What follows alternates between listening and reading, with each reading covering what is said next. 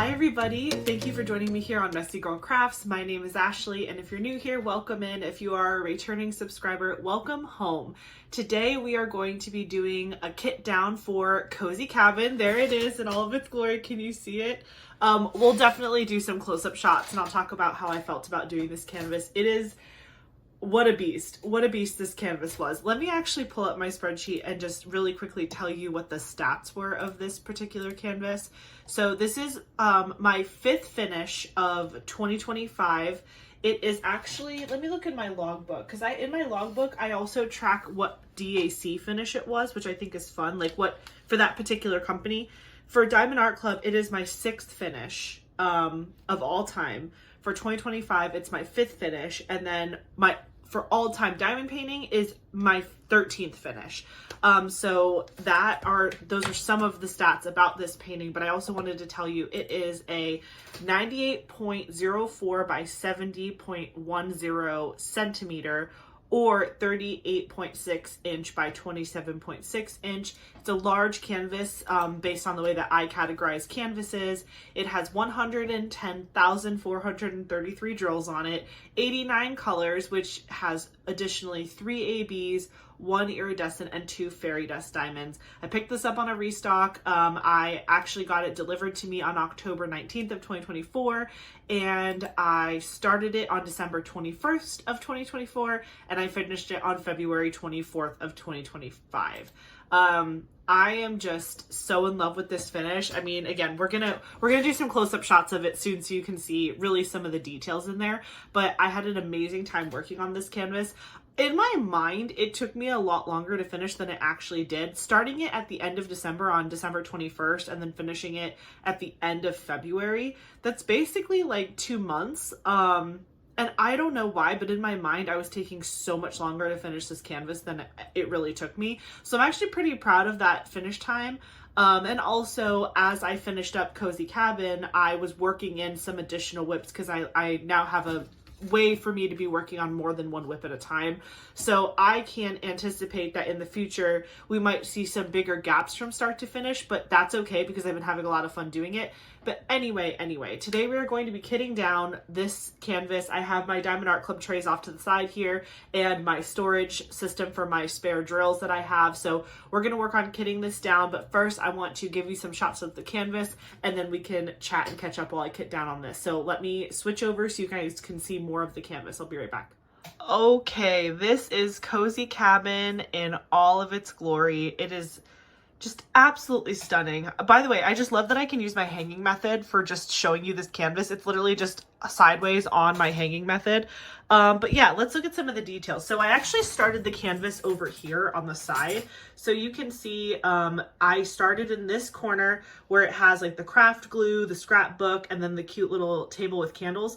I'm actually really pleased with the fact that I started working on this canvas sideways. So instead of going in rows like this way, I went this way and I worked my way up and down the canvas, up and down, up and down. I really, really enjoyed doing that because I felt like I got a bite of everything and I never got bored of any particular area. So like in this first area where I started in the bottom corner, I would say it was pretty confetti heavy. I pretty much worked in the sections that Diamond Art Club gave me, but I might rip off like 2 or 3 sections going up. So if this little bottom square was a section, I would keep it that width, but then I would rip like 3 so I could have the entire craft bottle, and I could do that as one big section. And then I came up here and I would do like 2 or 3 and I would do one big section. So even though I kept the width of my sections the same until I got towards like the end of the canvas, once I got over here, I started getting a little crazy with my sections.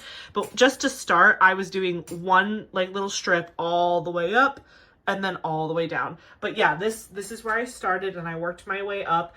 I will say from the entire painting, this is still my favorite. The fireplace, just look at the ABs in the fireplace. It is just so pretty. I really love how the fireplace turned out. You could tell what it was close up and far away. And I also love the little tea kettle that you have up there. I love the shading in that tea kettle. When you get up close, it looks a little bit more muddy, but when you pull back, it really just looks like a shiny metal tea kettle, which is so awesome. Then going up to the painting, funnily enough, when I was working on these picture frames on the wall, I thought that I had messed up because if you look at the picture frames, you see how they're kind of, they're like step down where it's like, right up here, it's like, you know, line, and then it drops a line, and then it drops a line. I thought I messed that up because as you can see in this one, it's just straight across. And this one, it's straight across. And so I thought I messed up, but then I actually looked at the canvas and the image itself, and it actually does look like that. So that is actually supposed to be that way, but I definitely thought I needed to pick drills off and I messed something up, but that is actually how that's supposed to be rendered. I love all of the lanterns that you can see right here, these like pretty white lanterns. That reminds me a lot of my wedding, actually. During my wedding, I had a lot of lanterns lining the aisles, but they were in black. The lanterns were black and the candles were like white inside. Then I saw all of these iridescent lights and they turned out really good. I think that that was a really good use of iridescent drills in the center of all those lights. Again, not too overwhelming of a special drill placement, but when you pull back, it definitely gives those little lights the little twinkle, I think the effect that they were looking for. The craft table was really fun to do, and again, the dog totally snuck up on me. I was like working on it and I'm like, what am I working on? And it was the puppy. So you can definitely see the puppy a lot more when you pull back like this, but like when I was like right up on it like this, I was like, wait, what is this? And then I was like, oh my gosh, that's a little face. So I loved doing that. I loved doing this teapot as well. I did a teapot in Warm Witch by Ivy Dollamore, and that was a really fun one to do. So I actually enjoyed kind of getting to do a teapot again. And then again, there are some really pretty A-B drills in the firelight of these candles. I love how that looks also. And then we have this big, beautiful bookcase. This bookcase has confetti in it, but it also has a ton of color blocking. It's actually very deceptive. So when I started doing like this part of the bookcase, the wall of it, you can just see like this is all the same color, and then it kind of transitioned into this like army green color. So there was a lot of color blocking in the bookcase, and then it was fun to kind of do all of the shelves. And this was one giant section for me. So like I said, I stayed in that same like width, but I really did open up that entire bookcase and work on it all at the same time. And then I love the little model sailboat up there at the top. Her book, okay. When I got to the book, this is where I was like, again, it's kind of like the midway point of the painting. Let me back up so you can see the whole thing. So if you look at the painting as a whole, you know, the book really is the center of the painting. And this is to the point where I was like, oh my gosh, I'm only halfway. But for some reason, the second half of the painting, like from the book, this part of the book over, all of this went so fast. I actually feel like I finished the second half of the painting much faster than I finished the first half, which is funny to me because during the second half of the painting, that's when I started incorporating other whips into my rotation. So the book was where I had the most issues with gapping. I don't know, I'm trying to look just with my eyes and not through the camera to see if I see any significant areas of gapping. I think the drills might have kind of settled at this point, but I was really frustrated with the gapping when I was working on it, but I'm actually not really seeing a lot of it anymore. I'm just kind of scanning down through here. Yeah, I mean, I guess there might be just like a little bit right here, right there, but it's not significant enough to where like when you pull back you can see it crazy. Yeah, my drill placement was kind of interesting in the book. You can see some of the lines are a little bit wiggly woggly, but that's okay. Again, when you pull back, it looks amazing and you really can't even tell. But it was really funny when I was doing this. I was like, what is that? And I was like, oh, it's her thumb. That's like literally her thumb. But yeah, the book was a challenge just because it was just a ton of color blocking, and with a lighter color that can lead to gapping and can leave you frustrated sometimes. Like you see there's just a little bit of gapping. It's really, I know I'm being overly critical of myself, but at the time it kind of bugged me. But then when I got past the book and then came back to the book later, like looked at it again later on, I felt a lot better about it. And I was like, Ashley, you're overreacting. I love how they hit the light with these ABs. So these are ABs all here, kind of lining this side of the book, and then a little bit up at the top of the book here because of the direction that the light is coming in. But then the rest of it is kind of shaded, and then it gets darker on the inside of the crease of the book. So I really love how that happened. I love this little mug that she's holding. Again, I never noticed that like her arm and hand was in here, but I noticed the thumb, but I never noticed this hand. But I mean, obviously she's holding her coffee cup. She's not just like balancing it on her lap. again, doing this like flannel blanket, I had no idea what I was doing until I pulled back and I was like, oh my gosh, she has a blanket on her lap. The shoes, that was another little fun surprise that I was like, what is that? And then I was like, oh my gosh, it's shoes. The back doors, these back doors and like the outside lights and the window, that was really fun to do. This went super fast because again, it was a ton of line blocking. Again, if I get close, do you see? Again, please ignore my wiggly wobbly lines, but you can see like this is the same color all the way to like here.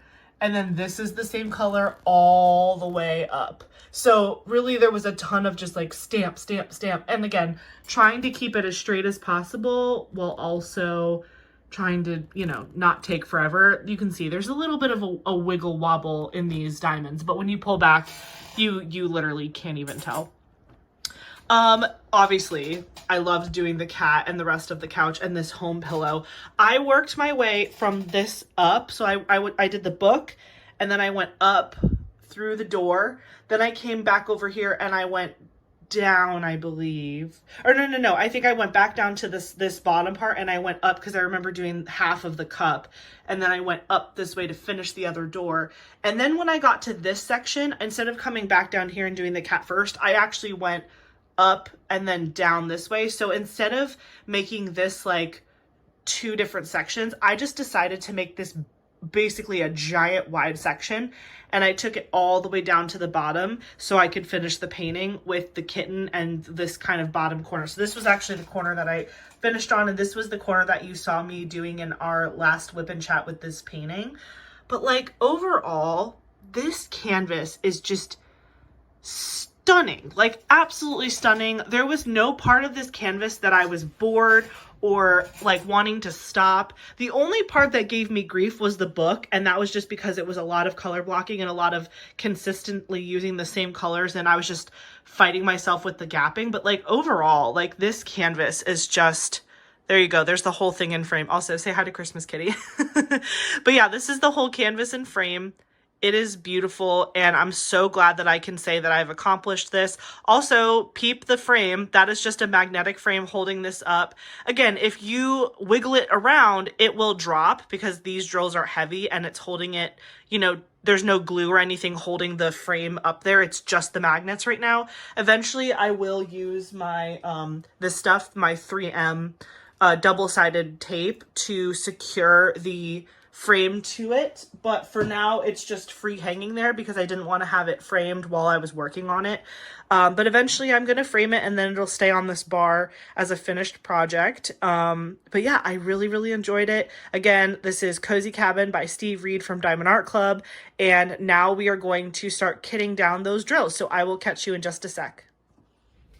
Okay, everybody, we are back and we are ready to kit down Cozy Cabin by Steve Reed from Diamond Art Club. So just to kind of explain the lay of the land here, I was thinking about it. We haven't kitted something down together in quite a minute because I only keep my Diamond Art Club spare drills because I just feel like that's the most I have in my stash is Diamond Art Club. And so if for whatever reason I needed to pull spare drills for a project, it would be best to use Diamond Art Club's drills because they are, you know, the most common that I have. I have a separate box for square drills and round drills. This is the square drill one. The round drill box is behind me. But this is where I was holding my my kit up. So you can see all the drills are in here. And this one is full as well with all the colors I used. Basically, the way I kit down is I have a whole system. We have this box, which is actually a box that you would use to store like baseball cards or whatever. And so you can see there's different rows, and this is just like a very good structured cardboard system. So this is a cardboard box that I had to kind of fold together to make for myself. It came all flattened and I built it. I will try to remember which video I showed you guys that building process in. If I can remember, I'll link it below. But I have a video where I actually showed you how I built one of these boxes. And like got it all together for the storage system. But essentially I have the box, then I have these little like baggies. They're basically like jewelry baggies. I have these blank cards and I have these dividers. And so that's pretty much all you need to make this system work is those 4 things and a Sharpie, obviously. So I have my Sharpie right here. So what I do is I have my box, I have my bag, this, and the divider. What I'll do is I will take out a color. So let's open this up. I'm going to pull this first color, which is 3769. So 3769. I'm first gonna look in my storage to see if I already have this color. So I have everything organized in here by DMC, so it shouldn't take too long for me to find it if I have it. 3769, let's take a look. 3776, 3768. Oh wait, sorry, it is 3768. I misspoke. I said 3769, but it actually is 3768. So I do have that color already in here. So what I do is I take like a pen and I just drop it in the hole where I pulled this out of, so I don't lose my place. So this is 3768. As you can see, I write the DMC. So like if I did not have this color, I would write the DMC number here at the top. And then I would stick this into a baggie, so that way it gives the baggie structure, and then I would pour the drills straight into the baggie and close it off. So this is what it would look like with the drills at the bottom, if that were the case. Now, this, before I came up with this kit up system, I was using the little plastic baggies that you would get in your toolkits. Like this is how I used to kit down. It was just in these little ones, but I didn't like that. Number one, they were really small, so if I had more to add to it, it would be just a tiny little bag. And also writing on the bags, I just felt like I had to wait for it to dry, and then sometimes it would scratch off or chip off or whatever. I didn't like using these little baggies, so I ended up buying these from like Amazon. By the way, all of these materials, the bags, the cards, the dividers, the box, everything is in my Amazon storefront, linked in my description box below under diamond painting. So you can absolutely shop all of these things if you're interested. But yeah, so I literally have this, and I took this out. So normally the drills would be at the bottom, and I'm actually going to combine them. So what I do is, once I figure out if this color already exists in my spare drill storage, I will compare the color, because sometimes you can get different dye lots. So if I bought a kit 2 years ago, let's say, or a kit that was produced 2 years ago, and then I buy a kit that was produced this year, same exact DMC color, but the dyes might look different, I won't combine them. I will keep them kind of separate like this, where I'll put little baggies inside the bigger baggie, so that way, depending on what project I'm working on, I can decide which color lot best matches my project that I'm currently needing the drill for.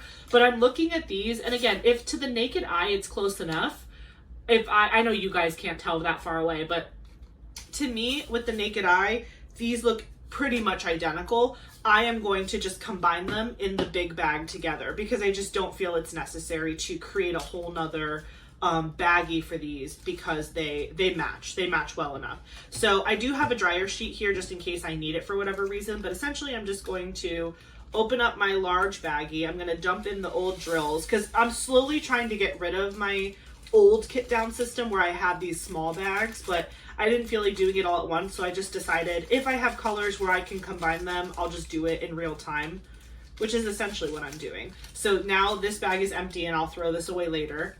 Then I'm going to pop open this one. The way I put my stickers for Diamond Art Club on my storage is I put it at the top here, so it's extremely easy to peel off because it sticks off the edges and it doesn't leave any residue. So it's that easy for me to peel it off, and I just stick it down on my table or whatever. Now I'm going to take this container and I am going to pour it into the big baggie like so. And that was super easy. Let it go to the bottom, and there you go, reseal it. This one is done. So now this is what it looks like for 3768, and all of the drills are at the bottom, but then when I put it in my thing, it's gonna go behind a divider. So you can see these dividers have notches in them, so you can have a left, middle, and a right divider. And so I have a divider ready to go, and I'm just gonna stick this where my pen was holding its place. And there you go, that color is kitted down, and this is ready to be refilled with something new. So that's just kind of the process that I'm gonna go through. So I pick out the color. Again, I know I for sure have 310 in here, so I'm gonna get the color. I'm gonna find the bag for 310, which is right here. I'm gonna stick my pen in there to hold the place, pull this out, And again, looking at the dye lots, they're pretty much the exact same. I'm gonna pull out the baggie that has the other version of 310. I know Diamond Art Club does have different cuts of drills. Like there are some drills that are old school cut, and then there's ones that are new school. I feel like if you're dumping it into a tray, if you need it for a project and you're dumping it into the tray and you see a huge difference, you could pick out what you really cared about. I really do intend to try to find some cool projects to use these spare drills for. I don't only want to use them for like, oh, I ran out of a color, let me go look at my spare drill stash to see if I have it. Obviously, it'll be good for that too. Like, that's also a cool thing to be able to, like, not have to... Diamond Art Club will send you more drills if you are the original purchaser of the kit and you ran out of something. Like, they will send it to you for free. But, like, if you're at the end of a project or you need that drill color before you can really feel good about moving on to something else, like, it could be frustrating to have to wait for shipping and whatever. So I personally do like the idea of just having the colors I need, like, in my house. But my real intention for holding on to all of these drills is I do want to do some, like, fun extra spare drill projects with them. That's, like, my goal in the future. I have a couple ideas of some stuff I want to do, but I also don't just want to, like, create more clutter. So we'll see. We'll see. One of the things that I actually saw on Instagram, so just, you know, like, that's what 310 looks like. It's a big boy, obviously. One of the spare drill projects that I thought could be really, really fun is I saw on Instagram, there's this, I think she has an Etsy shop, but there's this Etsy shop. I'll link them below if I can find it as well. But there's this Etsy shop where this girl diamond paints book covers. So she has, like, her favorite books, like Court of Thorns and Roses, Fourth Wing, it could be any book. And she diamond paints the cover of the book. So it's like diamond. It's so pretty. And I'm like, I could totally see myself bedazzling some of my beautiful books that I have with my spare drills. So that could be a fun project. Although I'm pretty sure she mostly uses round drills to do that. And I have round and square, but I definitely have more square than round in my spares right now. So we'll see. We'll have to check back in once my spare drill collection is a little bit more filled out. Something else that I think is really fun about saving your spare drills is, like, you know, there's so many DMC numbers and all that. It's kind of fun to, like, ooh, I found a color that I didn't have already. Like, it's like you're filling in gaps in your spare drill stash. It's like you're collecting all of the DMCs. I'm trying to find 3371, 3348, 3371. Found it. And then you just stick that in there. And again, this one, yeah, that's close enough. I'm happy to be getting rid of some of these jewelry bags do not open easy, which is kind of a good thing so it doesn't spill everywhere, but then also you're just, like, struggling to not rip the bag. I'm excited to get rid of, like I said before, some of these, like, older little bags that I was using. Because if the dye lot is the same, I just don't see the purpose in separating them within each other. And because I decided to only keep the Diamond Art Club spare drills. If I was keeping more than one company, like, I know for a moment I was like, ooh, should I keep every single company's spare drills just in case? And then I decided against it. But when I first started saving all my spare drills, I think it was when I did Christmas Kitty, I think I saved all the round drills from Distracted by Diamonds. And then I just, like, later on I had thought about it and I was like, sorry, I had to clean out the little dusties. Later on I had thought about it and I was like, I don't really need to do that. Like, I just don't see myself using those unless I ran out of a color. But again, I'm pretty sure most companies, if you reach out to them, if you ran out of a color, they would supply you with whatever you needed, even if it's not, like, printed up. Like, you know what I mean? People try to make it right. People are going to try to make it right. So, okay, this is 3776. Wow, I'm getting into a lot of the 3000s, which is, I'm glad I sort them separately. 3776. Wow, I have a lot of these colors already. That's kind of funny. Because last year, I can't remember the exact breakdown, but I'm pretty sure last year, out of my, like, 8 finishes or whatever, I think I had, like, 6 rounds and 2 squares or something like that. So, like, the majority of the diamond paintings that I finished in 2024 were round drill, but I have a decent amount of square drills here. I know for sure The Meeting by Bailey J was a square drill diamond painting. I'm trying to think of what the other one was. Whatchamacallit, Naughty Space Void by Yume Art was also a square drill. That was, ironically, that was my very first diamond painting from Diamond Art Club ever, and it was like huge and it was a square, and that's like what people tell you not to do, but honestly, I don't think it really matters. If you love it, you love it. Obviously everyone's gonna find like their favorite just through trial and error, but I thought it was funny that like my very first diamond painting was like a huge diamond painting and it was a square, and everyone's like, you should start with rounds and you should try to do a small painting like a paint gem or a whatever mini dazzle, and I'm just like, I was uninformed at the time, but I had a good time regardless. Like I remember like doing one section of Naughty Space Void and I was already like ordering my next canvas. I was like, all right, well, I guess we're doing this. So yeah, this is 414. And yeah, those colors look good. I do like having my window open with the natural light, because I feel like with the natural light, I can really get a good sense of like the colors matching and whatnot. I don't know that it would be as easy otherwise, if you don't have like a well-lit room. This room is actually extremely dark. You can tell just like the color of the walls. The color of the walls is actually like a dark green. It's like I don't remember the name of it. I used to remember the name of it. I have spare paint downstairs if I ever like chipped the wall or I needed to repaint a certain spot. I can't remember the name of the paint off the top of my head, but it's essentially like a blue-green color, but more heavy green than blue. It just has that like blue tinge to it.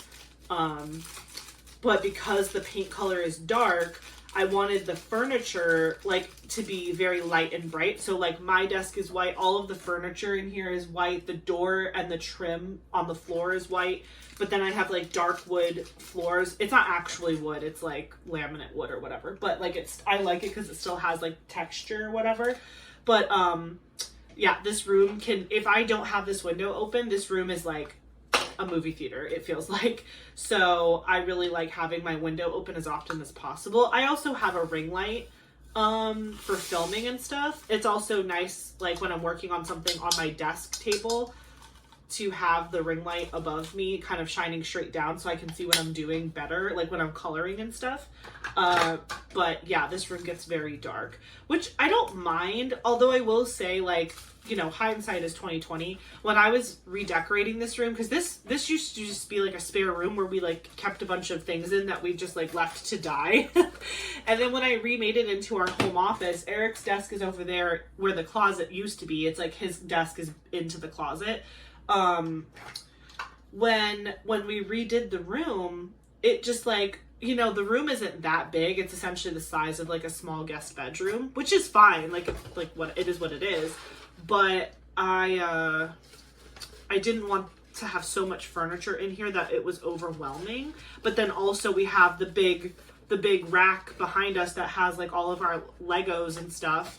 And so I was like, I really need to not overdo it, because it's going to feel crowded just because of all the craft stuff in here and all of the other fun stuff. So my desk is very narrow. Like it's very, it doesn't have a lot of depth to it. And so I don't feel like I work at my desk a whole lot unless I'm actually doing like work. Like when I'm working on like spreadsheets and I'm doing my job, I'm sitting at my desk and it's just enough room for my keyboard and mouse. But like if I'm working on a craft project, I'm pretty much always working on this table here. Which is also white. But yeah, it gets super dark in here. I don't know why I deviated to that, but oh, because I was talking about color matching.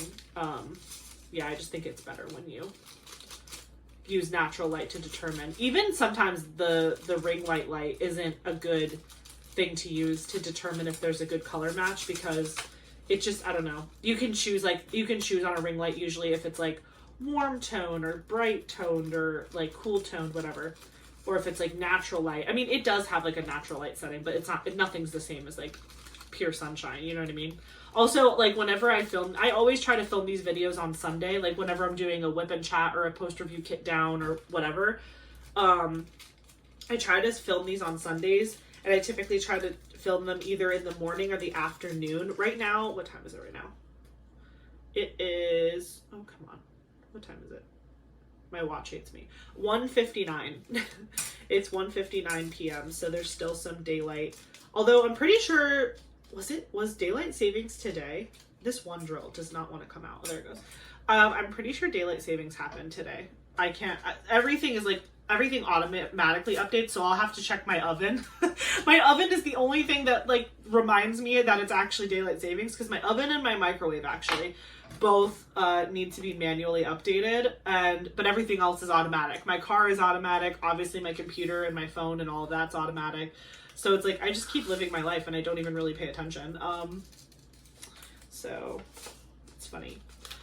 So yeah, how are you guys doing? How has your week been? I know we haven't caught up in a hot minute because the last time you guys got like a chat video from me was when we did my February month in review video last week, which was fun. I really do have such a good time filming those videos.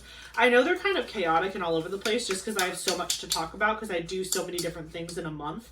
But I really do love sharing everything with you guys and all of the progress I've made and updates and stuff. It's just like really fun to constantly keep up with you guys and document like what I've worked on, where I'm at, and what progress I've made on certain things.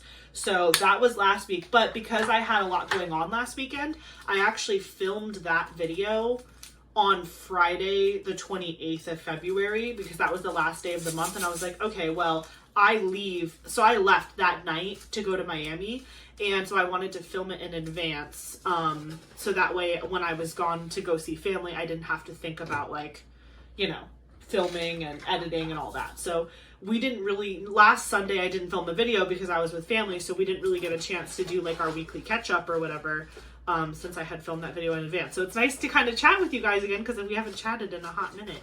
Okay, so this is actually, ironically, this is the very first color where I'm gonna have to make a card for it. So I'll pause in my conversation really quick just to tell you. So this is 6030. I have 6031 and I have 6021, so I need to make a card. So I'm just gonna take my Sharpie and I'm gonna write 6030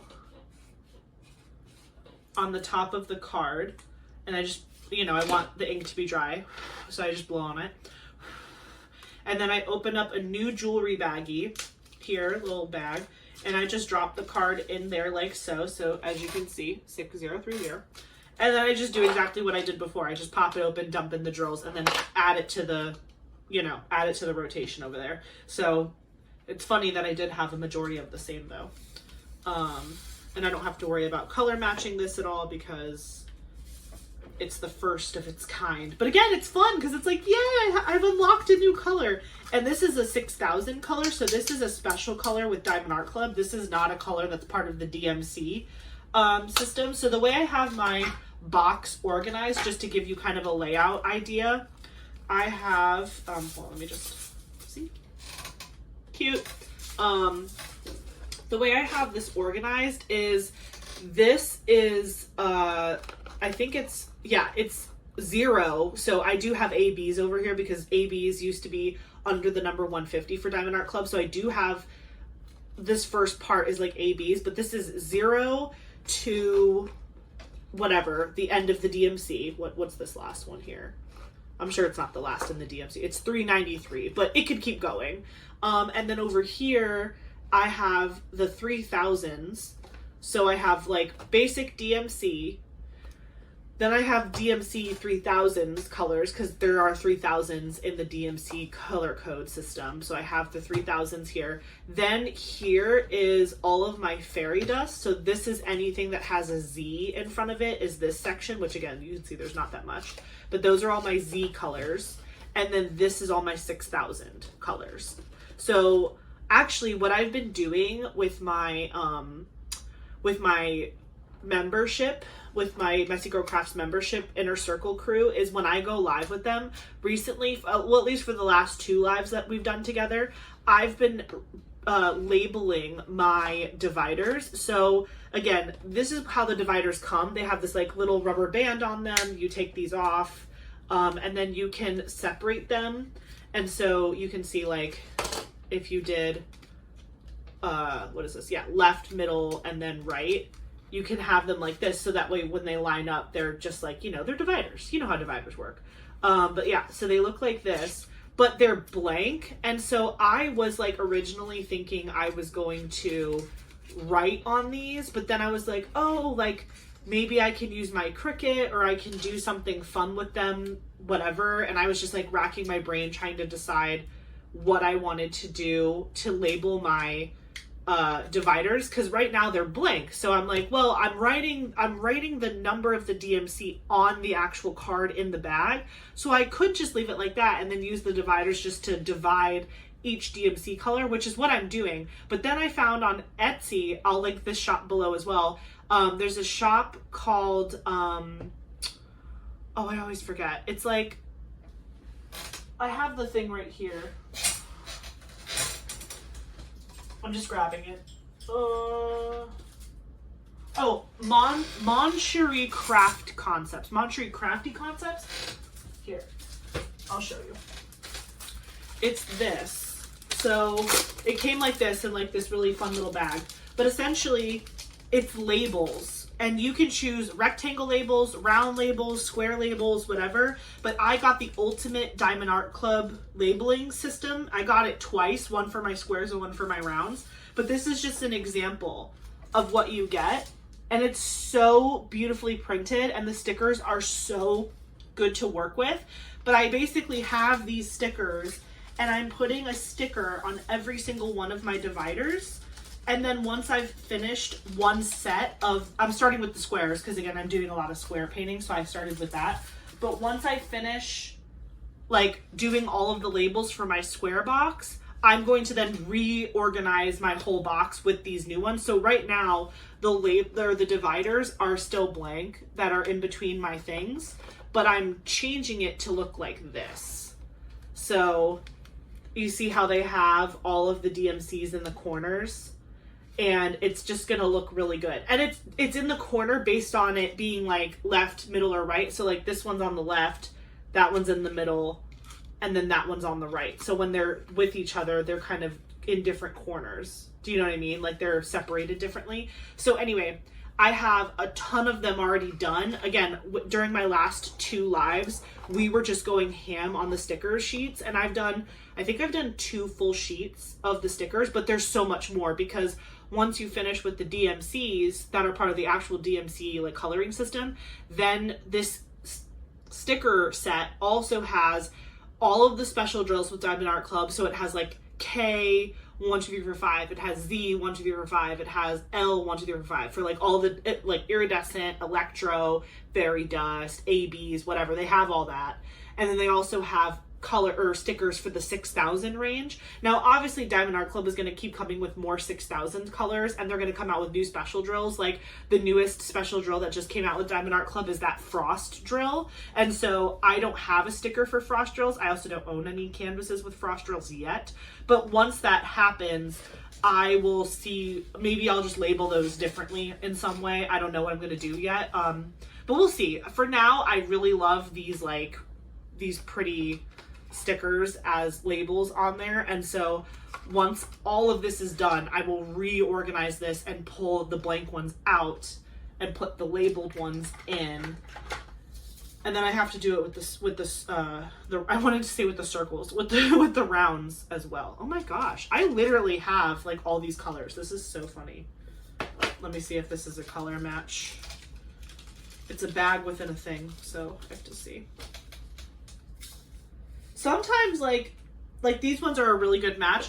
There are some dye lots that are like completely different. Like you're like, wow, I can't even believe that's the same DMC color. Like that's crazy. But it's fine.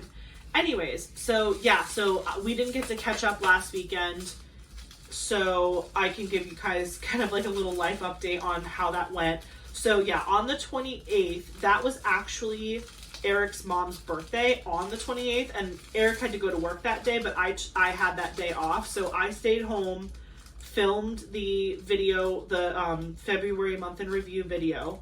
And then when he got home, we pretty much packed up and left because we wanted to not get there too late. So I think he ended up getting off a little early that day, if I'm not mistaken.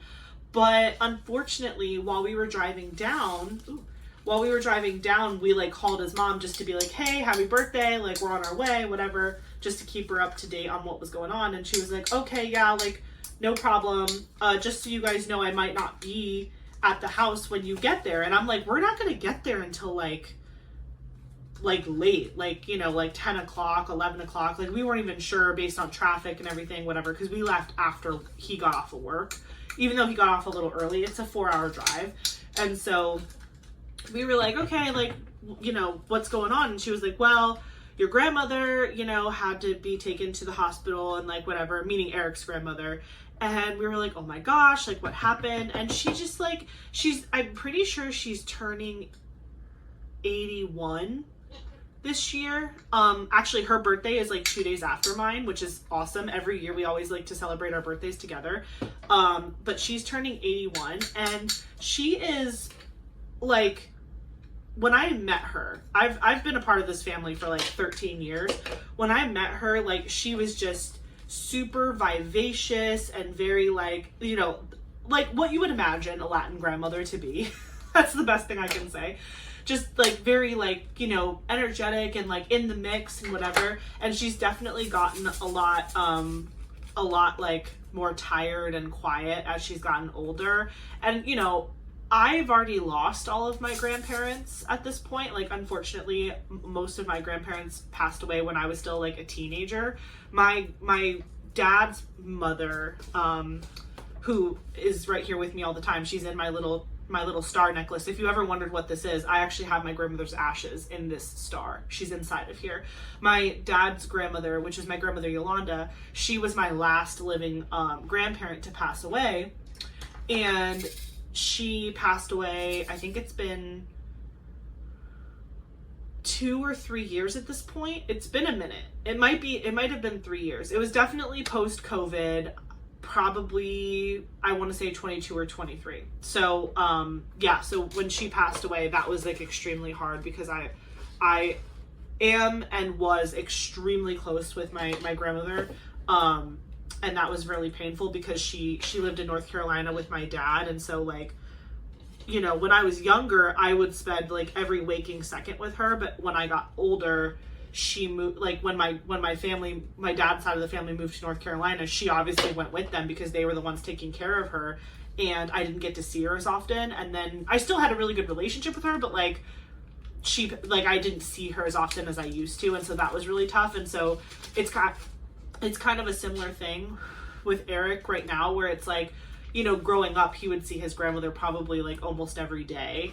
And ironically, now she lives like in the same neighborhood as his mom. Like his mom moved her closer to her so she could take better care of her and her sister who still lives with her.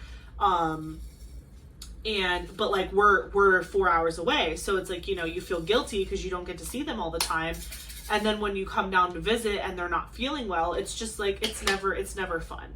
Good news is though, I'm glad I'm actually able to give you this update now so you guys aren't like worried, you know, long term about it. But she's already out of the hospital. She was dehydrated and she's not always been the best eater. She's like kind of a bird. She eats like a bird a little bit and she's very picky.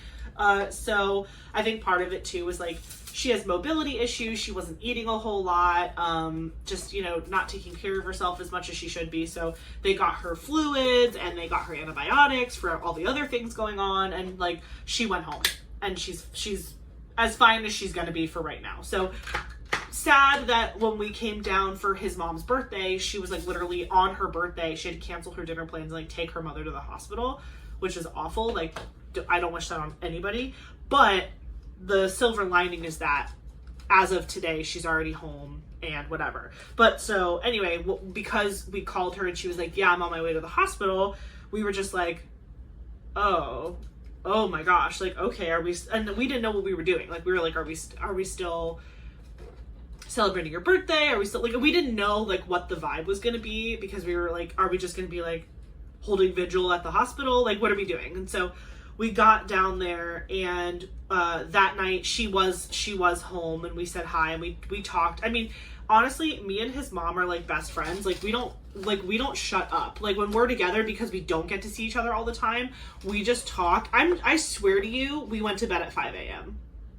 I'm pretty sure the first night we went to bed at 5 a.m. And so, because his mom's sister, which is his aunt Tati, she has Down syndrome. And so she still lives with like my mother-in-law's mom, lives with her. The mom takes care of her still. She's still pretty independent. Like, she can still do stuff, but like, she doesn't like have a job. She doesn't drive, whatever. So, but because like our grandmother was in the hospital, my mother-in-law had to bring Tati like to the house to stay with her, so that way like she could take care of her while her mom was like not, available. So Tati is nocturnal. Tati sleeps all day and is awake all night. And so it's really hard, and that's obviously not good. Like, we should have her on the opposite schedule, but like, who knows what goes on in their house, whatever. So when we got there, Tati was like wide awake. And so we were like trying to get her to go to sleep, and like, they gave her some medicine to try to like relax her and make her tired. She fought it. She was like, nope, I'm awake. And she's like, I'm pretty sure Tati is older than my mother-in-law. I think Tati is like in her 50s, but I think she's older. But oh my gosh, I just spilled drills on myself. But she's got like the best personality ever, and also she's an artist. One time, the next time I go down, I'll have to take a picture of some of the pictures that she's done and show you guys. But she does some incredible artwork. Like, she goes to like school. She always tells me, she's like, I'm gonna go to escuela, like I'm gonna go to school. And we're like, okay, Tati, you go to school. And like, she does this incredible art. She does art with like tissue paper. Like, she'll do like those little balls of tissue paper and then glues them down to like a bigger paper. But the designs that she makes are like, you're like, you could sell that. Like, what is going on, Miss Thing? Like, you are famous to me. But yeah, next time I go down there, I'll take some photos and show you guys some of the stuff that she's done. I think my mom has one, actually, now that I'm thinking about it. I think my mom has one of Tati's artworks in her house, so maybe I'll get a picture sooner than later. We'll have to see. But anyway, sorry, you guys know I'm a tangent queen. But yeah, so she does not sleep at all. So Tammy was like, had just gotten back from the hospital. She was exhausted, but she had to try to get Tati to sleep, and Tati wasn't sleeping. And like, again, we hadn't seen each other in a while, so I was like, oh, whatever. So we went into her other guest bedroom, because obviously Eric and I were sleeping in our room. I call it my room. It's the room that like Eric literally grew up in, and like it was like his childhood room, but she's repainted it, so it's not like a kiddie room. Like, it's a guest room, but it's also his room that he grew up in, so like it's his room. But I call it my room because I'm like, it's my room. But yeah, so we were in our room, but then Tati was sleeping in the guest room, the new guest room that they have. And so there was a chair in there, and Tati like refused to lay down unless Tammy was like in there with her, like sitting in the bed with her. It was like a slumber party. It was so cute. Like, she was like not wanting to even sit on the bed, but then the moment that Tammy got in the bed, she was like, okay, I'll stay. Like, and because we were trying to like hang out downstairs and just talk downstairs, so we didn't keep her awake with like us talking. But if we were not in the room with her, my mother-in-law, Tammy, she had a baby monitor in Tati's room just to like make sure she was like good, whatever, just to check in. And like, we would be like talking, and then we'd look at the baby monitor, and she was like standing up, and then she was like, oh, I gotta she'd like run upstairs, be like, get back in bed. And it was so funny because I was watching the baby monitor, and Tammy was like going up the stairs to like go tell Tati to lay down, and I watched Tati like run back to the bed, like, you know, like when a little kid knows that they're gonna get in trouble, and like they're just like, oh, I'm gonna get caught. Like, it was the cutest, funniest thing. Like, Tati was like, I am not gonna get caught, I didn't get out of bed, what are you talking about? So she like ran back to her bed, and then like Tammy would get up there, and then she was like, were you out of your bed? And like, I was like, Tammy, she was totally out of her bed. I saw the whole thing on video. It was so funny. But then finally we gave up because she kept like getting up, getting down, getting up, getting down. So, 3860. Okay, sorry, I just had to focus for a second. But yeah, so whatever. So she had to, so we were just like, you know what, screw it. We're just gonna have to go upstairs. And she's like, I'm just gonna have to sleep with her in the bed because she's just not gonna go down any other way. So we ended up transitioning upstairs. Eric was like, good night. He was like, I just drove for 4 hours. I'm tired. Good night. And so he went to bed. Everybody else was already asleep. And so Tammy and I just stayed up until 5 o'clock in the morning gabbing because Tati was like, I'm not going to sleep. But it was really funny because like while we were in there and just like chit-chatting and catching up, like Tati likes to have the TV on. And so we had the TV on, but she only speaks Spanish. So like, it was like telenovelas going on while we were, it was just really funny. It was just a very funny first night. But that always happens. That even happens like whenever we go visit Eric's dad, his side of the family, it's the same thing. We get into town like at 11 o'clock at night because we leave after we get off of work on Fridays. And because we haven't seen them in so long, we end up just like talking, and then it's like 3 in the morning, 5 in the morning. Like that first night, nobody sleeps ever. And it's like, we can't help ourselves. 3860. That goes, oops, wait, did I mess that up? 3860. No, I did not. I just need to put a divider. I'm not really caring about what direction these dividers are in right now because eventually I'm going to use the new one, so I'm just like sticking it in there so that way it's like divided, but I'm not really precious about how and such. 3840. Let's see. 3830. No, we need 3840. So yeah, so that was a really fun first night. Then, oh, and also I dyed and painted in the car. I think I showed this to you guys. No, I didn't. I didn't show it to you because I filmed this before I went. But you guys will see this again next in my March month in review. But I just want, yeah, you will. I'm sorry, I'm so scattered. I was like, wait, will you see it? Because I worked on it in the car, on the 28th, but I finished it like after that. But I worked on this in the car, and this is from Diamond Delights. Look how cute. It's like it's Galaxy ice cream. I love it so much. It's so friggin' cute, and it's so sparkly. I will say the only thing with this is like there is gapping for sure. Like, I don't know how well, you probably can't see it that well. Maybe you can see it a little bit in that transition from the orange color to the green color. You can see a little bit of gapping, but there is some gapping on this canvas. It's just a cute little special project. I don't count this as like a canvas finish. I count this as a special project finish. But I did that in the car on the 28th on the way down to Miami. And then I also worked on these on the way home from Miami, which was March 2nd. And I worked on these. These are the stickers from Hobby Lobby. Actually, you guys have seen these if you follow me on Instagram, because I did post an Instagram reel of these. But like, look how stinking cute. This actually, there's one more page, hold on. There you go. Look how freaking cute. And this one, okay, so I did a dub, but it ended up working out to be super awesome. So do you see how that disco ball is like super glittery? It's because those are a fully 100% ABs. Oh my gosh, look at it from far away. Bling, bling, bling. So these are the normal drills that came with it. And hold on, I'm just trying to put it back gently. So those are the drills that like came with it or whatever, but I thought I had finished all of the stickers from that Hobby Lobby set. And so I was dumping all the drills in my diamond dumpster. And then I saw that I had one more sticker to do. And I was like, I'm not going to be able to fish those colors out. Like, I knew what colors they were. 3840. I knew what colors they were, but I was like, I'm not going to sit here and fish out all of those drills. Like, that's just silly. So what I did was you can't see it right now because I have Cozy Cabin behind me. But what I did was I actually, I put all of the like diamond dots drills that I got.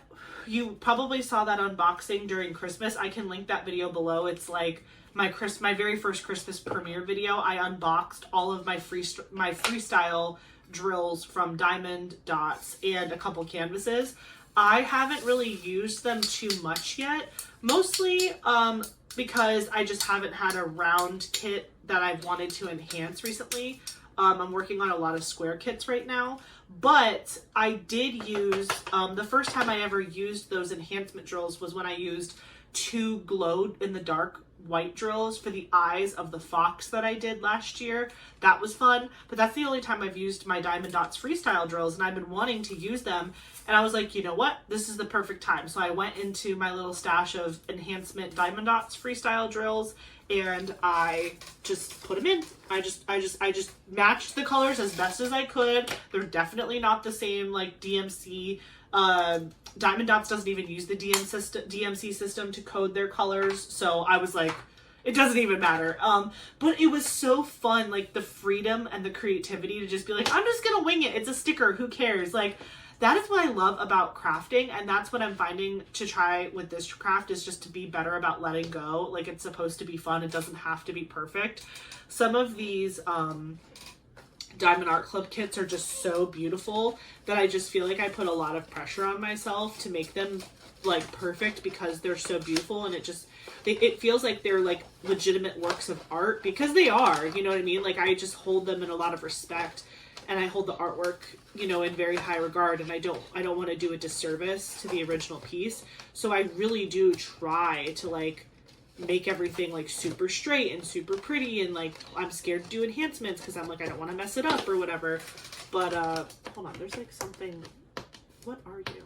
Yeah, it was just a divider. Okay. I was like, oh god, I hope I didn't get them out of order. Not that it would really matter too much, but I don't want them to be out of order, so it's not hard for me to find their friends. You know what I mean? This does not want to. Oh, there it goes. Okay. I don't want them to fall. What I've been doing right now is it's very unofficial. I've been putting, that was aggressive. I'm so sorry. I've been putting these Diamond Art Club trays as like whole placeholders to hold them standing up so that they don't fall over. So yeah, that's that. 3827. Sorry, I was looking for this number and then I got distracted. 3823, and okay, I need to make this one new. 3827. So yeah, it was really fun to pick those enhancement drill colors just willy-nilly, and I was like scared. I was like, this is gonna look stupid and I'm not gonna like it and blah blah blah. I loved it. It came out so cute, and the AB drills look really good together. I don't know why, but in my mind, ABs are more like out there and blinding than they really are. Like, they are, like, they're definitely like the flashiest. Like, I mean, obviously metallics and electros are flashy too, but like ABs are like ABs. Do you know what I mean? Oh my gosh, why am I struggling opening this bag? Ugh, I don't want to rip it. Okay, there we go. So in my mind, I'm like, having only ABs on this sticker, is that going to feel like overwhelming and like tacky? I'm like, Ashley, you're literally diamond painting a disco ball sticker. It's supposed to be flashy. And I'm like, okay. So I did it, and I was so happy I did it. And I was just like, see, Ashley, this is why you just got to stop overthinking things and let it go. And also, like, if you ever don't like something that you do on a canvas, just pick them off. Like, it's not like you're permanently super gluing the drill down. Like, if you place 1 or 2 drills down and you don't love it, change it. But it's just like, you know, you don't want to go through the whole rigmarole of like picking off a bunch of drills. I overthink things all the time. I'm sure you guys probably relate to that on sub level. So I feel like you guys would understand me in that regard. But yeah, it's just doing little projects like that and just letting myself say like, Ashley, let it go. Like, let it go. Just, it'll work out nicely. Just be creative and it'll make you happy. And it does. It makes me happy every time. 3835, 3830. I do not have 3835. Yay! We've unlocked another DMC number. Although this Sharpie is not writing the best, but I don't feel like grabbing another one right now. 3835. 3835. Okay. If it really starts to get streaky, I will figure it out. But I can always, like in the future, just like write on top of them with a new Sharpie if I wanted to. So it's not the end of the world. I've said this in another video where I've talked about this kit down system before, but like you can write whatever you want on these cards. Like I'm only writing the DMC number on here, but if you want to write like the company of the drills that are in here, or what kit it came from, or what symbol it was, like I don't know. You can do whatever you want. It's very much a choose your own adventure situation. I just only am putting the DMCs on there because in the future, that's probably all I'm going to care about, especially if I'm doing it to do like a fun, like a project or something. Like I've seen a lot of people do some cool things where they'll make like wood panels and they'll put like the drills on there, or people do like those letters from like Michael's or Joann's or Hobby Lobby or whatever. They'll diamond paint one of those like cardboard letters. I'll probably do that eventually. I don't know when, but I think that would be a really good way to use these spare drills as well. But anyways, back to my last weekend. So, where was I? Yeah, oh yeah, so I was showing you that I had finished those. So we stayed up all night, Friday night, literally went to bed at like 5 a.m. Then on Saturday, that was the day that we were celebrating Tammy's birthday, by going out to dinner, and we were going to Hell's Kitchen, which is in Miami. There's a couple. Let me check. 3823. Sorry. Oh, I have that one. Okay. Close enough. So we were going to Hell's Kitchen for dinner, and it's like the new Hell's Kitchen that opened up in Miami, and I was so excited because Eric and I, we've been to Hell's Kitchen before, but we went in Las Vegas. I had a work conference a few years ago in Las Vegas, and so we made like a whole vacation out of it. Like I did the conference during the day, and while I was at the conference, he would just be like walking around on the strip. But then we booked tickets for a Backstreet Boys concert, which I was so excited about because when I was younger, I don't know why, I don't think my parents were particularly against concerts. I just never went to them. Like, I don't know why. It wasn't something that we did. But I'm so regretful that I did not go to concerts as a kid, because that was the era of like Britney Spears, NSYNC, Backstreet Boys, Christina Aguilera. Like I could have gone to some of like the best concerts ever as a kid because of when I grew up, but I just wasn't a concert goer. Like my family, that just wasn't something we did. But as an adult, I'm like, oh my gosh, I wish I could say that I went to like the Britney Spears concert from Oops, I Did It Again or something like that. So anytime I have a chance to see like my favorite artists from my childhood in concert as an adult, I'm just like, oh heck yeah, like let's go, full send. I want to go. So that's something fun that I've been able to do as an adult, is like whenever I see someone that I really like from when I was a kid, we'll go. But so we went and saw Backstreet Boys. We went to Hell's Kitchen for dinner, and then outside of that, we were just like walking around, looking at different shops, looking at all the cool hotels. Eric did most of the hotel exploring actually while we were in Vegas. But yeah, so long story short, haha, joke's on me. We went to the Hell's Kitchen in Miami, which, again, like, we grew up in South Florida, but once you've left, you're, like, different. Like, yeah, you can remember it, and you're like, oh yeah, the driving was crazy, and the people are crazy, and it's a fast-paced environment. Like, you remember. But, like, once you've slowed it down and, like, you go to a slower-paced environment and, like, you're consistently living in this, like, different world, it literally is a different world going down there. It is, like, you're stepping into, like, a movie, it feels like. We were just, like, the traffic and, like, people walking in the streets, and, like, all of the streets are super narrow, and then everything is, like, valet parking, and it was just, like, we were just overwhelmed, and we were like, oh yeah, we're never moving back down here again. Like, no thank you. So, but once we did finally get to the restaurant and all that stuff, like, it took us about like an hour to get there. We valet parked, and then we went inside, and it was so pretty because, again, like, Hell's Kitchen is Hell's Kitchen, and they had like the red and blue kitchens and everything downstairs and all that, and they had like it was like very similar to the one that we had gone to in Vegas, except we ate upstairs at the one in Miami, and it was very Miami, but like also Hell's Kitchen. It was cool. I really liked the way that they like decorated the restaurant to like still pay tribute to the fact that like we were in Miami, but also it was like a Gordon Ramsay Hell's Kitchen restaurant. They did a really good job blending the two like atmospheres, I guess is what I'm trying to say. So we did that. One of the cool things with the Gordon Ramsay restaurant is that they have like a prefix menu, and if you're not familiar, a prefix menu is basically like a chef's recommended menu where it like is a pre-selected appetizer, entree, dessert, and it's like this is like a recommended pairing based on the restaurant.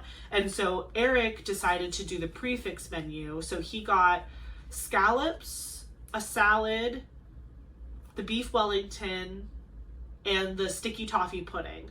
But we have been there before. Like I said, we went to the one in Vegas, so we already knew that he didn't love the sticky toffee pudding, which I think he's a madman for. It's like, to me, one of the best desserts I've ever had. But he wasn't as into it, so I ordered like a la carte off the menu, and when it got to dessert, I ordered a dessert he wanted, and then he gave me his pudding, or whatever it was, the sticky toffee pudding, and it was divine. I'm not a fish person. I'm not a big seafood eater, so for me, scallops are like whatever. I wouldn't know a good scallop if I ate one. Do you know what I mean? Like, I wouldn't eat a scallop and be like, this is the best, fanciest scallop I've ever scalloped. You know what I mean? Like, I don't know. So, but I will say, like, I wanted to try it just because we were in the fancy restaurant. I was like, oh, I'll take a bite. So Eric gave me a bite of his scallops, and I was like, they're not gross. Like, I wasn't like, you know, when I say I'm not into seafood, I'm not allergic, and it's not like I'm like, you know, I feel sick eating seafood. Like, it makes me, I think it's gross. I don't love the texture of it, and I don't love the flavor of it, personally.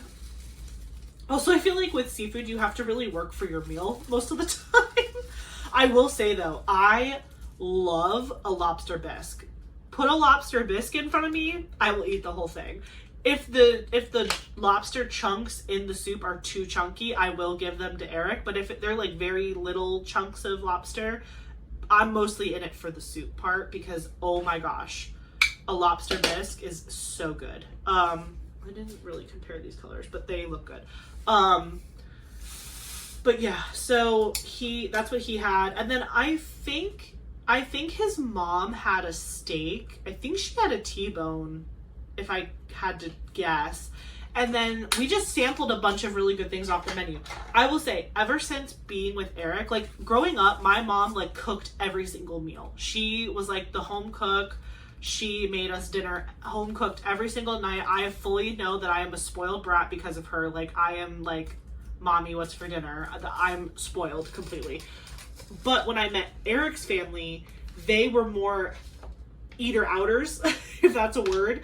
However, Peter is also Eric's stepdad, my stepdad, whatever, Peter, he's an incredible chef also. Like, he cooks incredible home-cooked meals, but he has more mouths to feed. So obviously sometimes it's nice to just like go out, but they love to eat. Like, they love to try new things and whatever. And so like, when I met Eric and we were just dating, like, we were going out to restaurants like every single night, and I was like, unless it was like a Thanksgiving or something and then Peter would cook, but I was like, my eyeballs were like shooting out of my head, because the way I was raised, it was like restaurants were for special occasions. Like, you went to a restaurant if you were celebrating something, or if like whatever, like it wasn't something that was like, oh, it's Tuesday, do you want to go to, you know, Chili's? Like, I don't know, like, it was just like weird. And so it was really funny, like, when Eric and I started to get to know each other, he would like constantly be like, oh, where do you want to go for dinner tonight? And I'm like thinking like, this, like, he takes me on, I considered those like dates. I was like, oh, he's taking me on dates like every night. Like, is this guy not getting tired of it? Like, we can just like stay home and whatever. But in his mind, like, it wasn't like a date. Like, it wasn't like, oh, I'm gonna get dressed up, come pick you up, whatever. He's like, we're just getting dinner. Like, it's just normal. It was funny. But anyway, I forgot where I was going with that. Oh, I was talking about, like, when they try a new restaurant, when his family goes out and they want to try a new restaurant, they sample, like, they want to try everything. So, like, if there's appetizers, they're getting like 4 or 5 of them because they want to, like, oh, I want a bite of that, I want to try that. And it's fun. It's like so fun to go out with them because they really do like to like try a bunch of different things. Well, at least like Peter does. Like, Peter's more of the foodie. But like Tammy also likes to like try stuff too and whatever. So anyway, we went there, had a great time. The food was 10 out of 10. The beef Wellington is no joke. If you ever get the pleasure of going to a Hell's Kitchen, get the beef Wellington. It is actually an amazing size per portion for the price. Like, you obviously are paying more for a fancy restaurant, but like, they're not giving you a tiny piece of meat. Like, you're getting a full beef Wellington cut in half and like with the pastry, and holy cow, it was just delicious. And then the sticky toffee pudding was also delicious. So that's what we did Saturday night. Saturday during the day, it was kind of a slow, lazy day. Eric and I went to the gym. Actually, we go to EOS gym, EOS. It's a chain. We love it. We absolutely love EOS. Highly recommend it if you're looking for a gym, if they have them in your area. It's a great gym. So they built a brand new EOS like right next to where his mom lives. So we went there in the morning just to do a quick workout. Although it was very disorienting going to like the same gym but with a different layout. Like, we didn't know where anything was. Like, it was just similar enough to where we were like, okay, like, we know what's going on. But it was like, there were just some things that were like set up differently, and like the room was oriented differently. So we were like hunting for machines because we didn't know what we were doing, and we felt like we looked like newbies, but like we go there all the time. Oh my gosh. And also super funny, very like South Florida. Our EOS gym does not have this, but I think it's so appropriate that this one did. It has a recording room. So if you're like an influencer or like a YouTuber or whatever, or if you want to do like Instagram reels, or, you know, just like if you want to film yourself working out, they have a room. They have a whole room that's decorated and designated with workout equipment and free weights in there. And it's specifically meant for people who like want to film themselves so they're not disrupting the rest of the gym. I'm like, that is so smart, to be honest. Like, because, you know, I mean, I don't know if you guys ever see this too, but like sometimes at our gym up here, like, you know, we'll go to the gym and there'll be someone like with a tripod recording themselves like lifting weights or like whatever.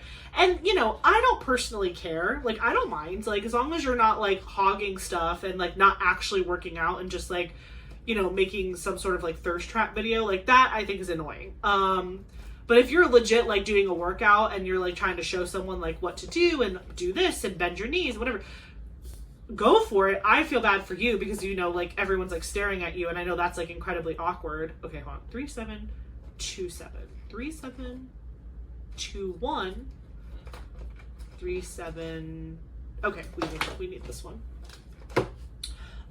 So yeah, so you know, I personally don't really mind as long as you're not being obnoxious. I don't care as far as like somebody filming in the gym. But I really liked that this gym in South Florida, they had a room specifically designated, and they made it really cute. Like, it was, the walls were really dark and they had neon signs in there, and like they made it like hip, you know, they made it cool looking.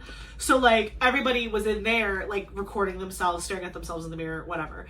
I was like, that's really cool. But yeah, so we did work out on Saturday. And then we visited his grandmother in the hospital. She was fine. You know, she was up, she was talking to us. She's, again, not eating and drinking as much water as she should, but, you know, whatever. We tried to be like, you know, you need to drink your water and you need to do whatever. And she's like, I know. So, yeah, so we visited her for like, you know, 15, 20 minutes. We didn't stay too long, but we brought Tati. So, cause like Tammy in the morning went to the hospital to like be with her and check in, see what the doctors had to say, whatever. So she went on Saturday morning, which I'm like, girlfriend, I don't even know how you woke up so early, because we were literally up till 5 a.m. and she was already out of the house when we woke up on Saturday. So we woke up, we had breakfast downstairs. Peter always like goes to the local bakery and brings home like bagels and lox and breads, and oh my gosh, every time we go there, their breakfast spread is like 10 out of 10. They love to eat, and I love that because I love to eat. So we bond over that. Sorry if this is so loud. I'm just trying to get all these drills in here and they're static. I should probably just put it on the dryer sheet here. But yeah, so we ate a beautiful breakfast, and then we went to the gym, came back, showered, and then we took Tati with us to the hospital so she could see her mom also, because she was like, where's my mom? And we were like, she's with the medical, she's with medical or whatever. So we took her with us, and then Tammy was already there, so we left Tati with her sister, went upstairs, talked to grandma, hung out with her for a little bit, and then that was the only time we got to see her while we were there, which was kind of sad, but tis what it is. We saw her, hung out with her for a little bit. Then we left the hospital, and then Tammy and Tati went upstairs to be with their mom. And we went home, showered, and then we got ready for dinner and went to Hell's Kitchen. And then that night we came home. It wasn't even that late, to be honest. Like when we got home, it was like maybe 10 o'clock. I mean, it's late, but like not, 5 o'clock in the morning. But again, Tati would not stay laying down unless we were in there. So we did. So same thing that happened the first night happened again. Like we tried to stay downstairs and Tati kept getting up. So Tammy was like, I'll meet you in her bedroom. Like, just go. And I was like, okay, I'll meet you upstairs. So we both got in PJs. We went upstairs. We hung out in her room. The boys all went to sleep. We stayed up for not as long as the first night, but we stayed up and we chatted. And then we went to bed. And then Sunday, I don't really remember everything that happened Sunday. Sunday was kind of a quicker day just because like Eric had work the next day. So we didn't stay for too long. Normally what we do when we go down and, his grandmother is not in the hospital, normally we have like a big brunch with his grandmother on our last day. So basically like we have a big brunch and then we leave. But because she wasn't there, we just did, oh my gosh, I forgot about this. How could I forget? Peter makes the most incredible arroz con pollo ever that I've ever had. It is so good. And every time that I go down to visit, I'm always asking him to make something because I just love his cooking so much. And so nobody could decide what they wanted for lunch now that we were not having like this brunch for his grandmother. And I was like, you could make the arroz con pollo if you wanted. He was like, okay. So he made the arroz con pollo for me, which was so good. And he said he was like, it's actually a good thing that I made it because your grandmother will eat it. So like he makes a bunch of it and then he took some to the hospital. He'll leave some for her in the house when she gets back from the hospital. So she has like dinners and stuff. So that was good. Because he had to actually leave on Monday. What Peter does for a living is like, he's a public adjuster. And so because Florida has been like smacked down with a bunch of awful hurricanes the last few years, he's been actually doing a lot of work on the West Coast with like people that are trying to like work with insurance companies to get stuff for their houses and roofs. And, a lot of people lost everything in the hurricanes in the last few years, which is so awful. So he's a public adjuster. So he's trying to make sure that like they're getting paid for what they lost and that they're getting what they deserve. And like the insurance companies aren't trying to just like screw people over, which, it's a very noble job. So he on Monday was having to leave, even though at the time, Mami Wita, which is our grandmother, she was still in the hospital. So he had to like food prep for Tammy so she could give them stuff whenever they came home. So it was like a whole thing. So anyway, we woke up kind of late because we slept in a little bit, which was nice. We don't get to sleep in too often. So when we do get to sleep in, it's very, very nice. We slept in, we woke up, we had breakfast. And then we just like hung out a little bit. I don't remember. I don't think we like did anything. I think we really just hung out. And then Tammy came back from the hospital. We had lunch, and then for her birthday, instead of doing like a big cake, we went to that place called Bunt Cakes, Everything Bunt Cakes. But it's like a cute little play on words, but it's Everything Bunt Cakes. And it's really good. They have like mini bunt cakes, and oh my gosh, their red velvet one is to die for. It is so good. I love red velvet cake so much, and I love cream cheese frosting. So he got like a couple different flavors, and like that was like her birthday cake basically. So that was fun. We got to sing her happy birthday with the bunt cakes. And yeah, we had lunch, and then we headed out. You know, we didn't hang around too late because Eric had to go to work the next day on Monday, and then Peter had to go to the west coast of Florida to like help out more families and stuff. So yeah, these are the same. So Sunday, you know, Eric and I drove home. We didn't really lollygag too much. We wanted to get home at a decent hour, which we did. And then I took off of work last week, Monday, Tuesday, and Wednesday, because he went to work on Monday, but I actually had a friend come into town. She's like one of my very, very best friends. We met each other in middle school, but it was really sad. Like, we became very, very close. She was in 7th grade at the time, and I was in 8th grade at the time. And we got like super, super close that year. And the next year she went to a different high school. So like when I went into 9th grade at the same school that we were in, she went to, actually, ironically, the same school that Eric went to in high school. So I'll tell you that story. I don't know if I've told you guys this story before or not, but if you're new here, you get to hear it. And if you've heard it, you get to hear it again. But basically, when I was in college, I was a sophomore in college, so it was my second semester of my sophomore year, so it was the spring. And I had just gotten over this guy, and I was feeling like, okay, like, I'm excited, I'm gonna be single, like, I'm gonna enjoy it. You know, I feel like I'm a relationship girl. Like, I'm normally like a in a relationship type of girl. I'm not like a serial dater person. I never was. And so, but I was like, I'm gonna try like just dating and like just having fun, or just not even trying to find someone, just to like, you know, be flirty, be single, whatever. I'm in college. I need to like not be moping around over like these dumb boys, whatever. So like, I like turned a new leaf in the second semester of my sophomore year. And of course, when you're not looking, that's when they show up. You know, the love of your lives just pop out of the floor like daisies. But, yeah, so I was like, I'm just gonna do me. And then I met Eric, and then, you know, he started like flirting with me, and we went on a couple dates, whatever. And so I met him towards the end of the spring semester of our sophomore year. We were both sophomores together. And we started dating in like April. We didn't officially like become boyfriend and girlfriend until like June over the summer. But while we were just dating, I had to go home for the summer, and he actually stayed at our college because he was taking a couple summer classes, and he was working somewhere up by where we were. So he didn't actually go home. 9, 3, 8.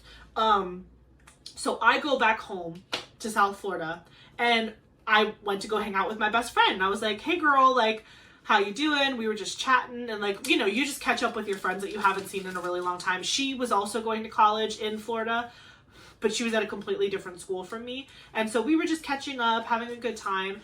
And then she was like, oh my gosh, do you remember that friend of mine from high school? You know, her name is whatever. I was like, oh yeah, like, I do. How's she doing? Whatever. And she was like, I met her once. Because again, they went to a different school than I did. And so I didn't really hang out a lot with her high school friends. I would hang out with like just her. And she still had a ton of friends that went to school with me at the school that she left. So like we would all hang out together.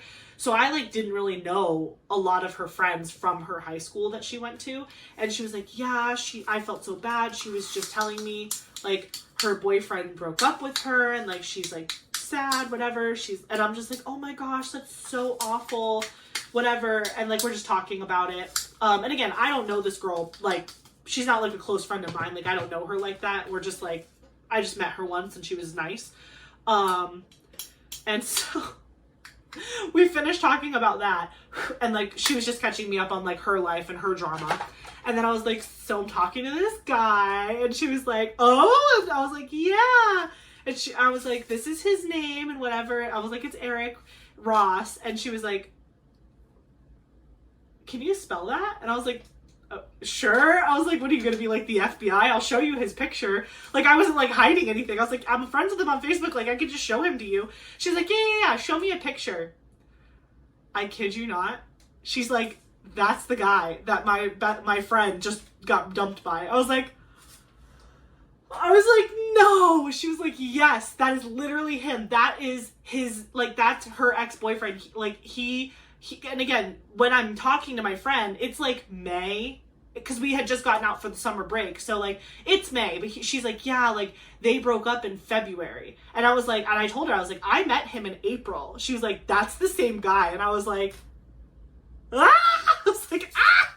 I was like, such a small world. Florida, if you're from Florida, you get it, but Florida is so small. For being such a large state, I feel like it's so easy to bump into people you know, or like you have a connection with at some point. I don't know. I just feel like my world was very small when I was in high school and like going to school. I feel like everyone knew somebody, especially in college, because, you know, when people go to college, they come from all over the place.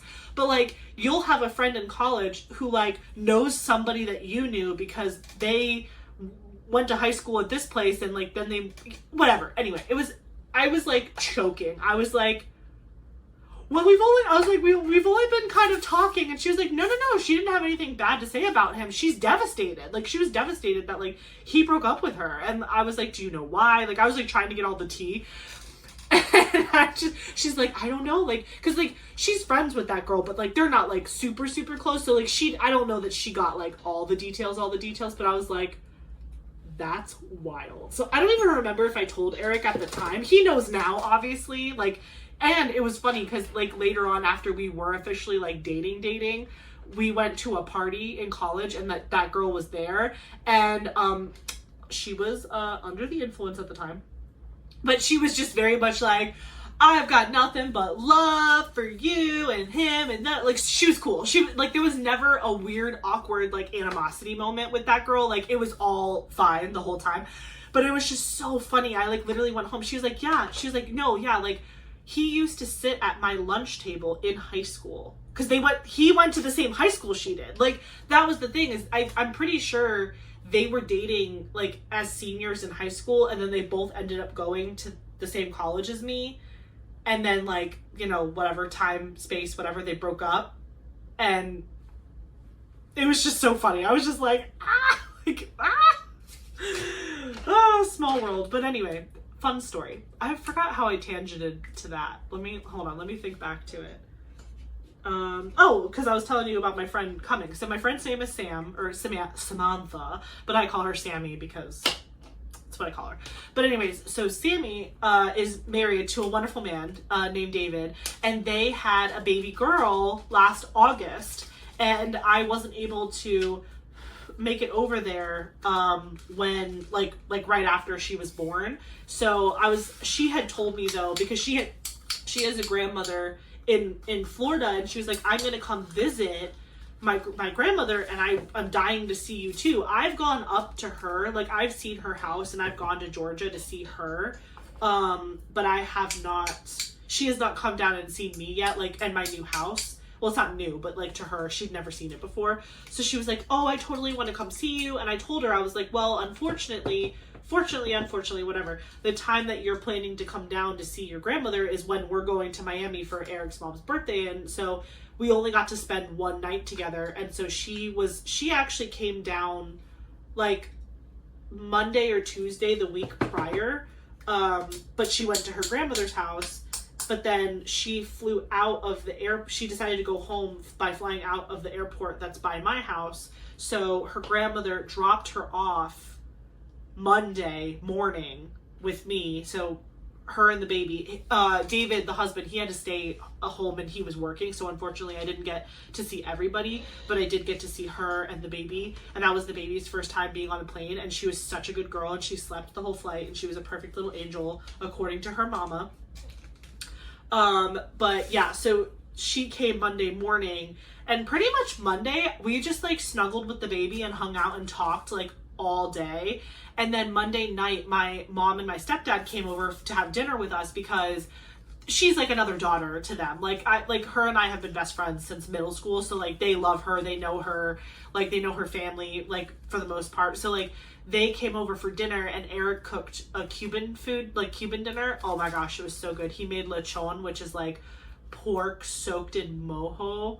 And I think he talked about it when he was on the Whip and Chat last time with me, or the kid up last time. He talked about some of the things he makes, but he made he had like Cuban bread, and he did like the white rice, and he did black beans, and he did the mojo pork, and oh my gosh, it was so good. Sam was, and then he made homemade tostones, which is like smashed plantains fried with, oh my gosh, it's a miracle that I don't weigh 5 billion pounds, to be honest, because of the way he cooks. So anyway, we did that. We had dinner with my family, and they all like loved on the baby. Well, it was really funny. So my stepdad got off of work at 6 o'clock, and so I told them, like, right when David gets off of work, you have to come over because the baby is like on a sleep schedule, and this baby is like trained to go to sleep. Like, she has her babas, like she has her little bottles throughout the day, and then at a certain time, like, she takes her naps, and then she goes down. And it's not even like my friend Sam is like one of those moms who's just like, you must blah blah blah.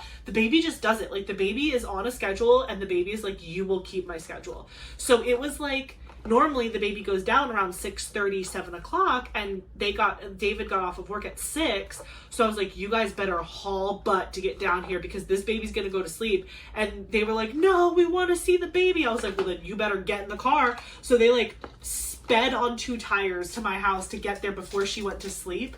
And Sam and I, because Eric also was coming home from work, and Eric doesn't get home until 6, and he didn't get to see the baby because he whatever. So the only time he got to see the baby was like Monday night, and then Tuesday morning when he left for work.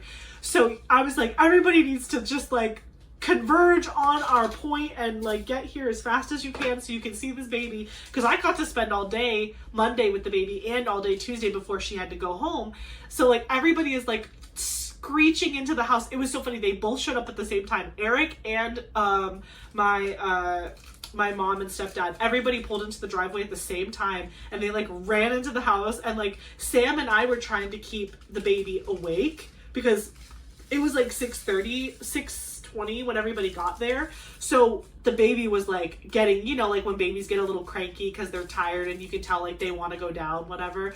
So we're just like singing and bouncing her, and we're like, la la la, and she's just like, ah. We're like, you can't go to sleep. So we're trying to keep her up as best as we can. So like when they come into the house, because everybody got there at the same time, they walked in, and we were like blasting like the Sound of Music, because she loves the song, like the Fasolati Do song. We were like, Sam and I were like singing it, and the baby was like, ah, like the baby was happy, but the baby's eyes were like drooping because she was so tired, because she was ready to go to bed. And it was just really funny. But they did get to see the baby. Everybody got to kiss and love on the baby for like 10 minutes. And then she got taken upstairs. She got her bottle and went to bed. But that baby stayed asleep from 6:30, 6:45, let's say, because she had to take her upstairs, get her in her PJs. We had a pack and play for her to use while she was here, because my other best friend Cynthia, she still had the pack and plays from her twins, so we just borrowed it and put it in the guest room. And yeah, so she, what am I doing closing this? I need to put the collar in here. So we have the pack and play. She brought her upstairs. She was like, thank you so much. Like, this makes it so much easier. And she literally like put her down. She went to sleep, and then she obviously left the door open so we could hear her from downstairs. But like, she did not wake up at all. She woke up early, obviously, because she went down at like 6:30 or whatever. But like she woke up at like, I think Sam, she said she started to start cooing at like 5 a.m.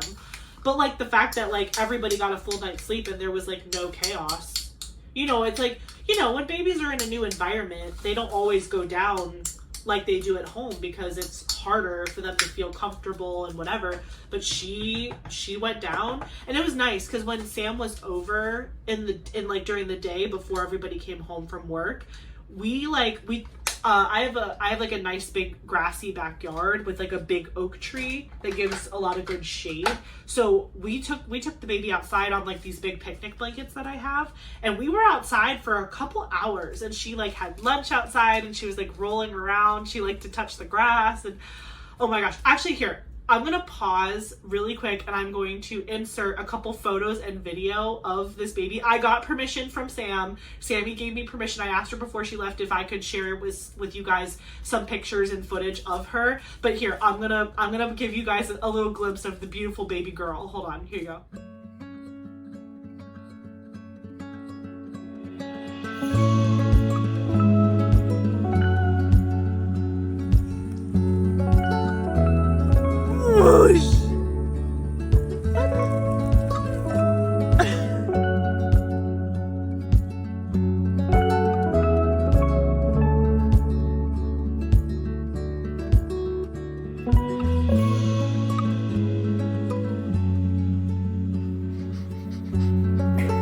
Hey, Superman.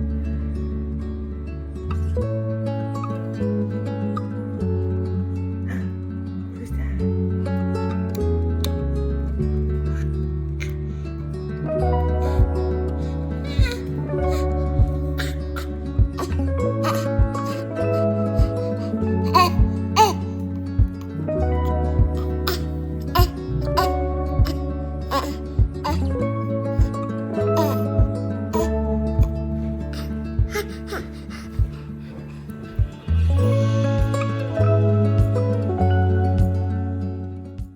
Was that not the cutest thing you've ever seen? She is such a little joyful, cute, her big blue eyes. Y'all, I have like perpetual baby fever. I have like baby fever 24/7. All of my friends have the cutest kids. But anyway, so we had a great time hanging out with her, and I obviously was sad that I only got to spend like a day and a half with one of my best friends, but I know I'm going to see her again soon eventually. We don't have like plans on the books yet, which makes me nervous.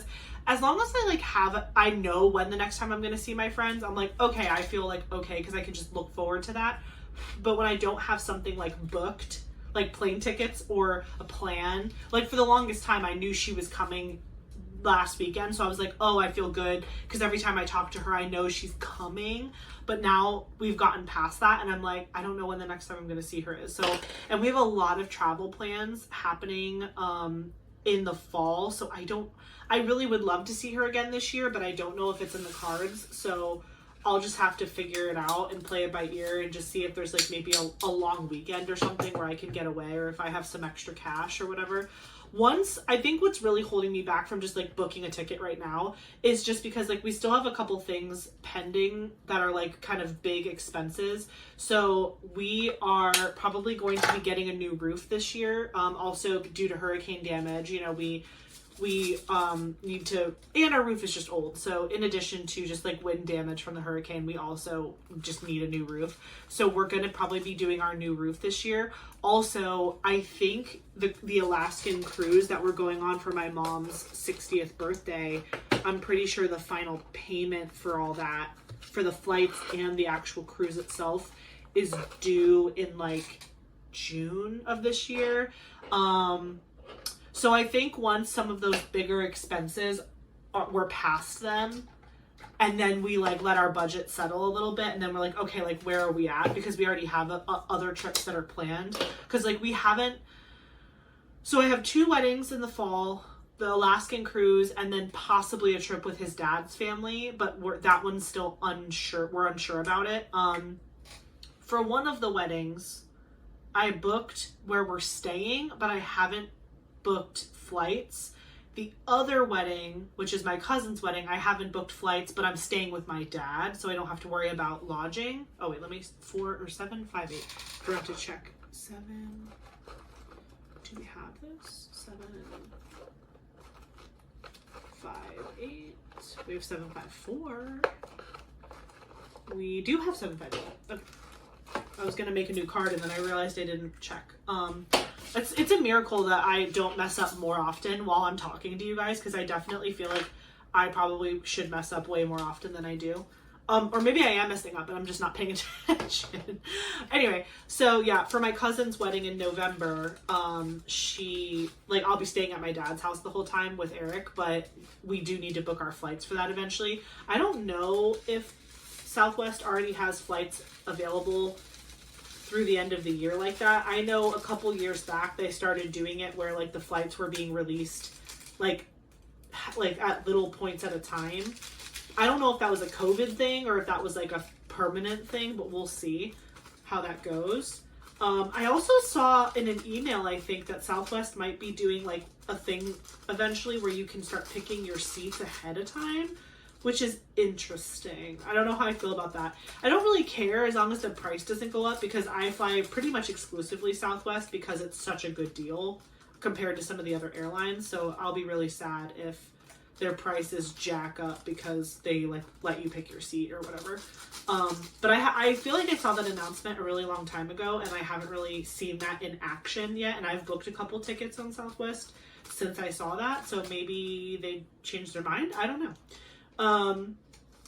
But yeah, so I still have some big expenses for the rest of the year, but once I get past those, or I actually figure out like where our budget's going to be once those are done with and handled and booked, then maybe I'll see if I can squeeze in a little long weekend trip to go see her, because she'll turn 1 in August and I would love to see her for her birthday, but obviously it's just can't guarantee anything right now. It's like August honestly doesn't feel like it's that far away, but also it is. So I'm just like, I don't know. I don't know. But yeah, so on Monday, we just kind of hung out at the house, played with her outside. You saw some really cute pictures of her on the blanket outside and then some videos of her in the house. She loves to look at herself, her in the mirror and in cameras and stuff. So I tried to get her to crawl to herself by putting my phone so she could see her own face. And that kind of worked. She's literally like 7 months old or something. So like, she's still baby. She's still super baby, but she's very like talkative. Like she makes a ton of noises and like I can tell she's probably going to be an early talker. And she's already trying to like scooch around. Like she hasn't like officially started crawling yet, but you can tell she wants to. And then eventually she'll just start pulling herself up on furniture and then she'll be walking. So I don't want to miss too much of that stuff. So I would like to see her, but on Tuesday, which was the day that they flew home, they didn't have to get to the airport until like 2:00. So in the morning after we woke up and Eric went to work and said goodbye to my friend and to the baby, we went out just to go walk around. We have like this open outdoor shopping center near our house. So we just walked her around. Oh my gosh. My friend showed me her like, she has like a car seat that's also converts into a stroller, but it's all one mechanism. So like it collapses and then you can like take the car seat and pop it in and use the seatbelt to strap it in. I don't remember the brand name, but it was so cool because it was one thing. Like it wasn't like you had to take the car seat out of the stroller and then put the stroller in the trunk. Like she could fly with the baby in the car seat. That was also a stroller. It was so cool. It was really cool. It's amazing all of the like parental gadgets that exist nowadays or whatever. So anywho, we went to walk around that outdoor shopping center. So she like brought her little like car seat stroller convertible thing and we walked around with her. She took a nap while we shopped around in the morning. And then we went to this really good brunch spot. It's called Brunchies. And I had never gone before, but it's like local to me. And I was like, she is also another one who loves to try like cool new little cute spots, like unknown, you know, when I went to Georgia to visit her for the first time after she bought her house, she took me to so many good like little boutique-y type restaurants, like brunch spots and lunch spots and dinner spots. And I was like, oh my gosh, I know that those exist where I live, but I need to find them for you because she loves like the fun food places. So for lunch, well, for brunch, we went to that one place for breakfast, and it was like so good. And then for lunch, there's this other kind of like, it's called Armature Works. They basically took like a old abandoned like warehouse and turned it into like a food hall, where it's like a bunch of different food venues and then like a big cafeteria style food court in the middle.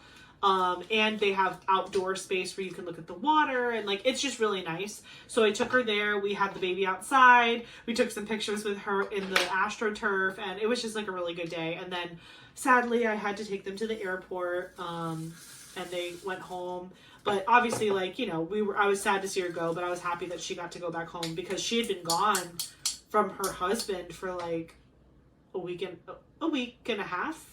Little less than a week and a half, like maybe like just over a week, long enough to where she was like, okay, I'm tired of being like a single parent. I want to go home and be with my husband, and he wants to see his baby, and I want to see him with his, you know what I mean? Like, it's hard to travel without your significant other, at least in my opinion.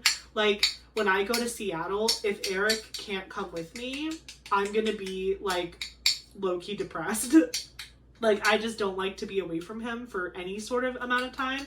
But when it's like multiple days leading into a week, I don't do well. I don't do well that long without him, even if we're like calling each other and stuff.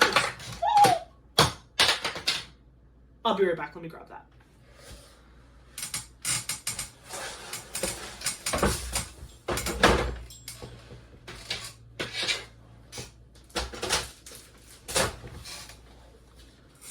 Everything's fine. I got it. It just, I got a little aggressive there.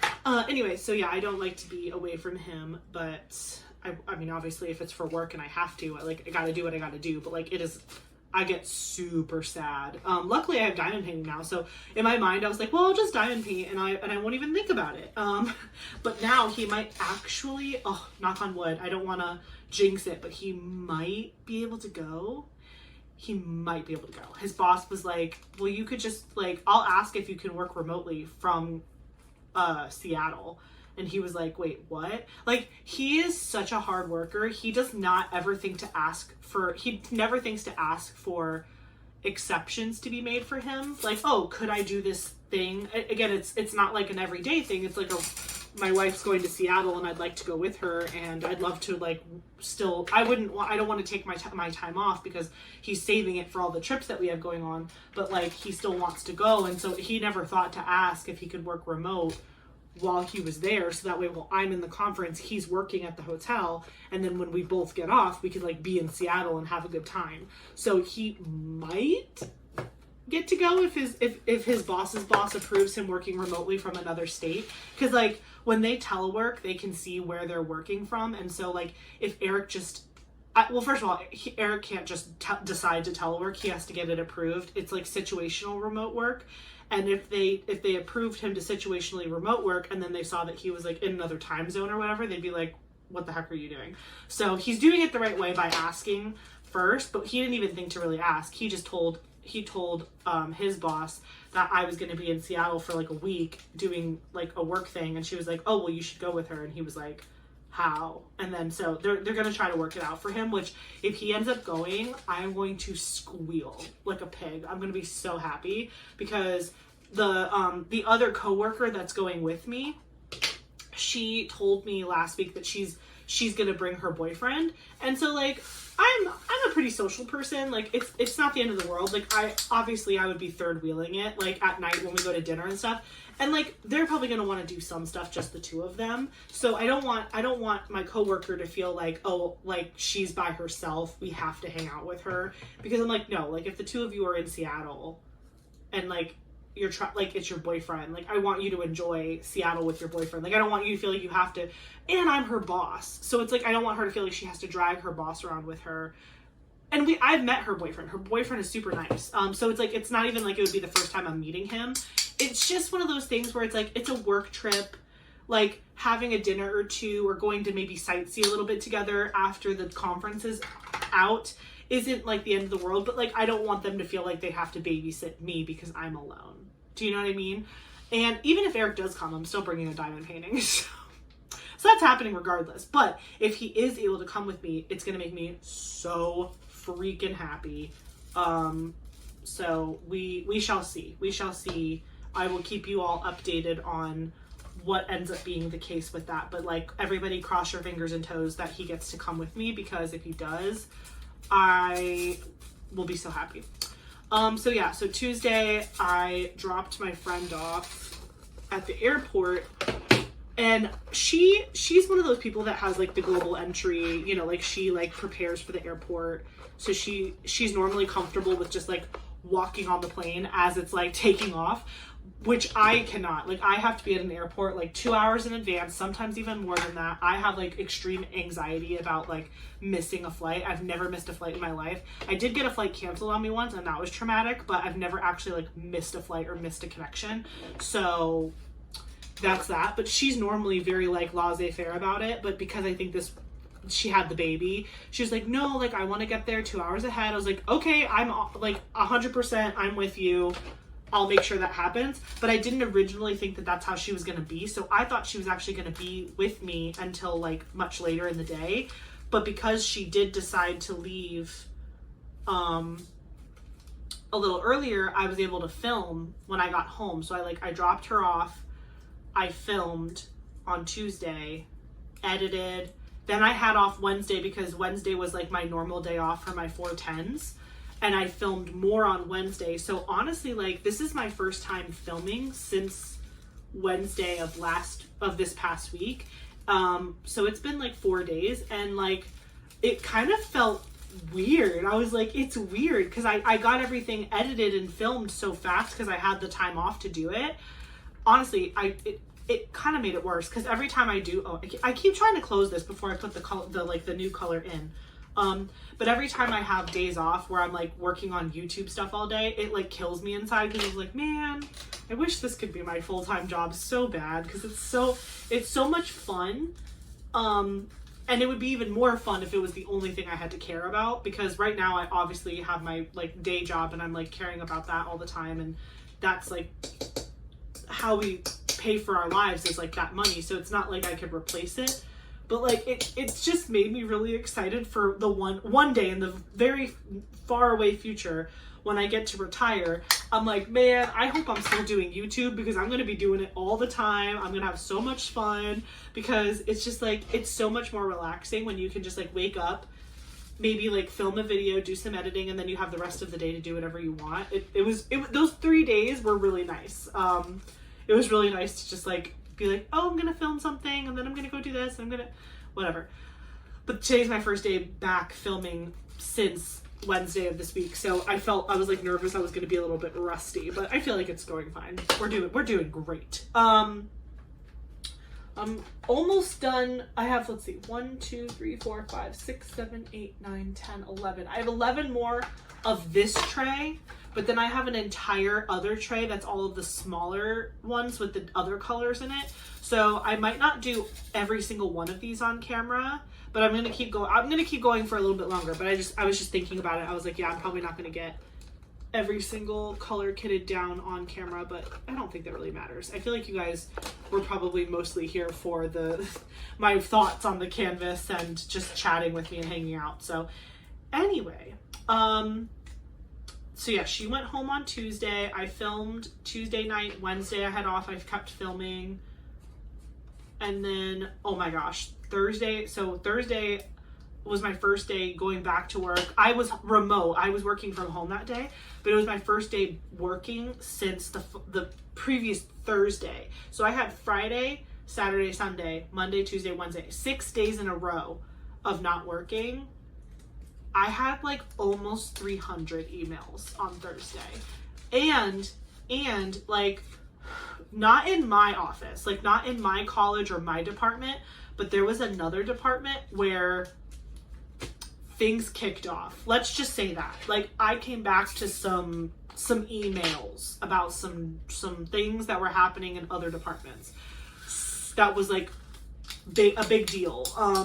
And so it was just like getting through all my emails and also trying to like keep up with everybody that was like, what do you think about this? Like, it was just like everything was popping off, and I was like, I just need to do my job also. Like, I want to get on the phone and just talk to everybody about what's going on, but I also very much am very far behind and need to catch up on like my work that I missed. So, cause like I'm in a position where when I leave, there's no one doing my job while I'm not there. So it just piles up. And so I had to play like massive catch up.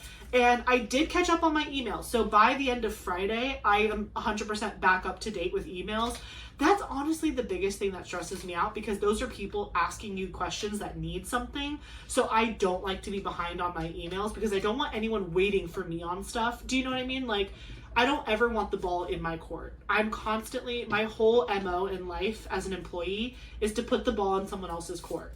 Like, you email me, I give you the answer, conversation over. Or if we're going back and forth on something, like, I just want to respond as fast as possible with my response, so that way I'm waiting for you to get back to me, not the other way around, because I don't ever want to delay someone else's job or question or like make someone else worry about something longer than they have to. Because a lot of times the ones that are emailing me are students who are missing requirements for the program, and I'm telling them like, hey, you're missing this requirement, we can't consider you until you have this requirement.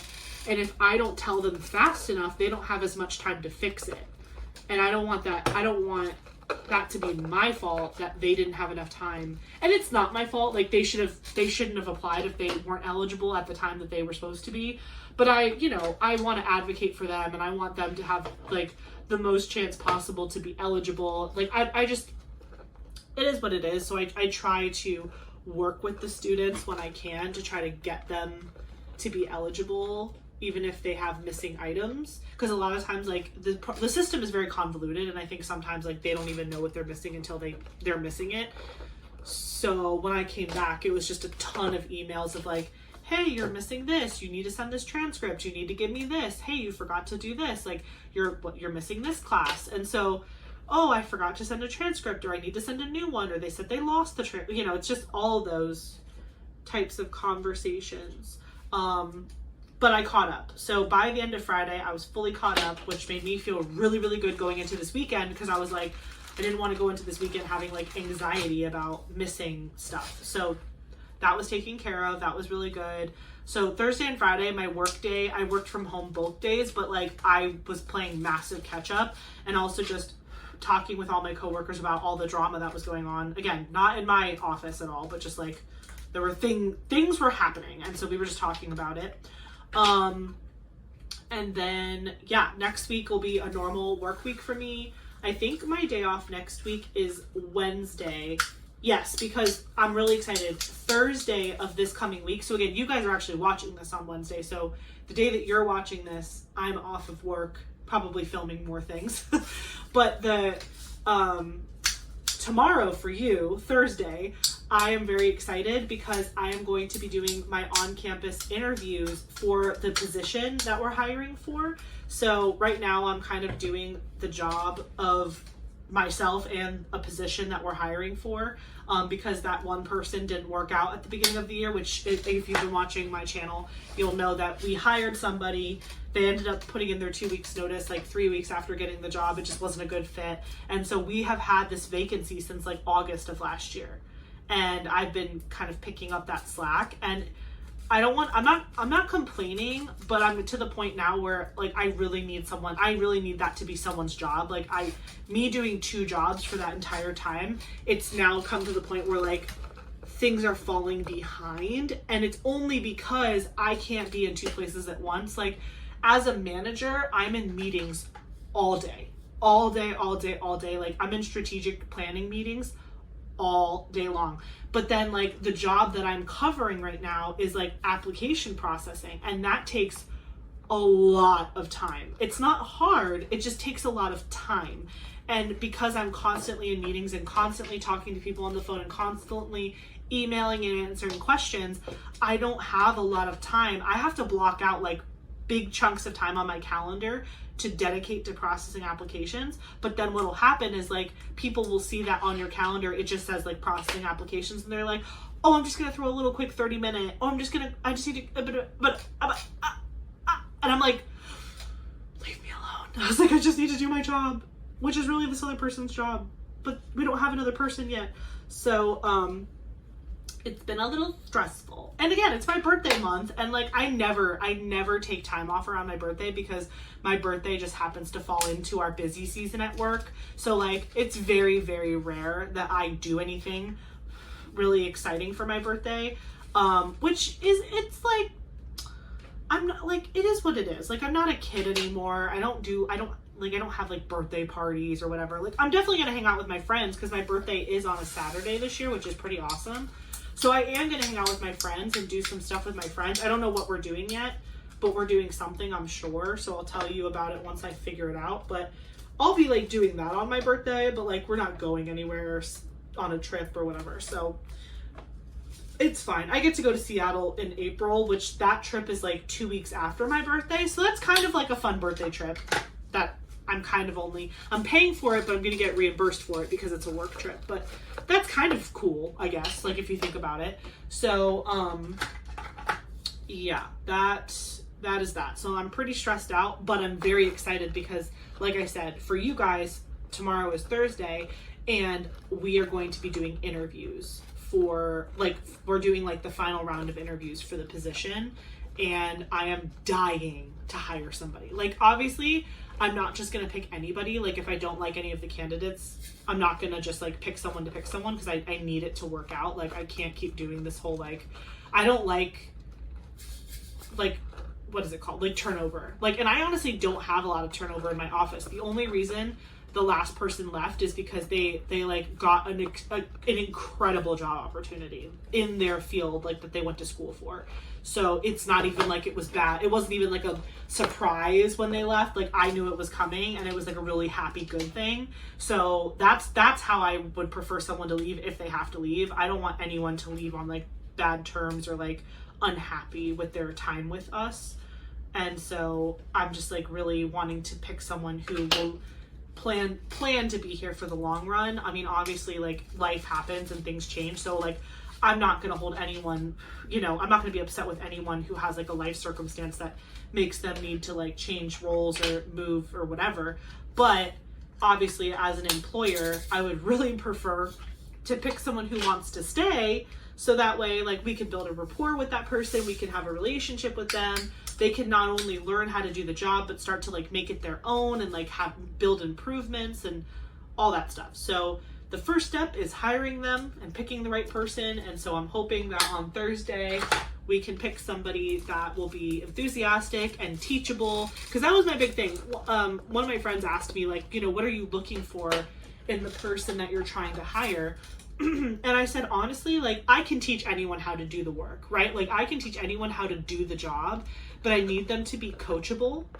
I need them to have a good attitude, and I need them to be good at working in a team environment. Like, they need to be collaborative, because the last person that we had was not a team player. Like, they were, and again, not every job requires you to be a team player. Like, there are some jobs out there where like you really are by yourself doing a task over and over and over again, and like that's what's expected of you, and you don't have to really answer to anybody else, and like that's fine. There are some jobs out there where that's like appropriate, but for the role that I have on my team that's open right now, we are very much like constantly talking to each other, constantly going back and forth, you know, whatever.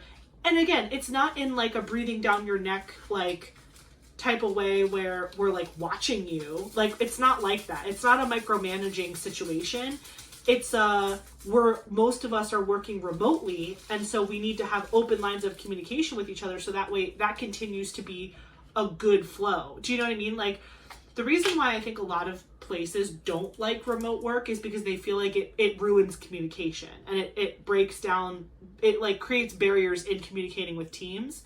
But my team particularly, we're very good at like messaging each other, reaching out if we have a question. We have a team meeting every week to like get on the same page. We're very, very, very good at communicating with each other, even if we're not in person in the same room. And we've kind of mastered that. And so we need to bring someone onto the team that's not going to disrupt that, and that is going to just like flow right into it with us. And like, they're also going to be able to jump in to like feeling comfortable in a virtual space communicating, so that way we don't lose that privilege, because everybody on my team loves doing it that way, and we would be really sad if like we weren't able to do it that way anymore because someone like ruined it. So yeah, so put your good vibes out there, pray for me, whatever it is that you do, send it out there for me so that way we can find a person that is really good for the role, and all that jazz. Well, I'm pulling out these dividers that are extra. Oh, this is 301. So yeah, so that's on Thursday, and then Friday is a normal day. Monday and Tuesday I go on to campus. Wednesday I'm off. Thursday's the interview day. Oh no, I'm so sorry. Monday I'm on campus, and then normally I go on campus Thursday, but I'm not this time because I have the interviews on Thursday. So my schedule this week is going to be Monday on campus, Thursday on campus, and I'll be remote Tuesday and Friday, and Wednesday I'll be off. My team and I meet once a month to create our following month's work schedule, because the way that our work is, we really can't all like just pick a day to have off consistently, because there's just too many reoccurring meetings that happen where it's like every single day there's some meeting that you would miss once a month if you just picked a day. So it's better that we go week to week, and like we'll plan out our month in advance. So like at the end of February, excuse me, at the end of February, we got together and we made our March month-long schedule, and everybody chose what days they were going to be off and what days they were going to be on campus and what days they were going to be remote. And then we submit that plan to the bigger team so that they know where we are, and that they can like, they'll know like, oh, that person's virtual today, that person's off today, that person's on campus today. So if someone is asking for us, they like know where everybody is. So we give that big month schedule to leadership so they know where we are and what to do if they need one of us. Usually they're looking for me. So they all know where I am, but usually they're looking for me. But they know where we are. And yeah, and then it works out seamlessly. Truly, it's a great process, and I love it a lot. This is 301, and I just did. No, this is 300, and I just did 301, and I have to create 300. Okay.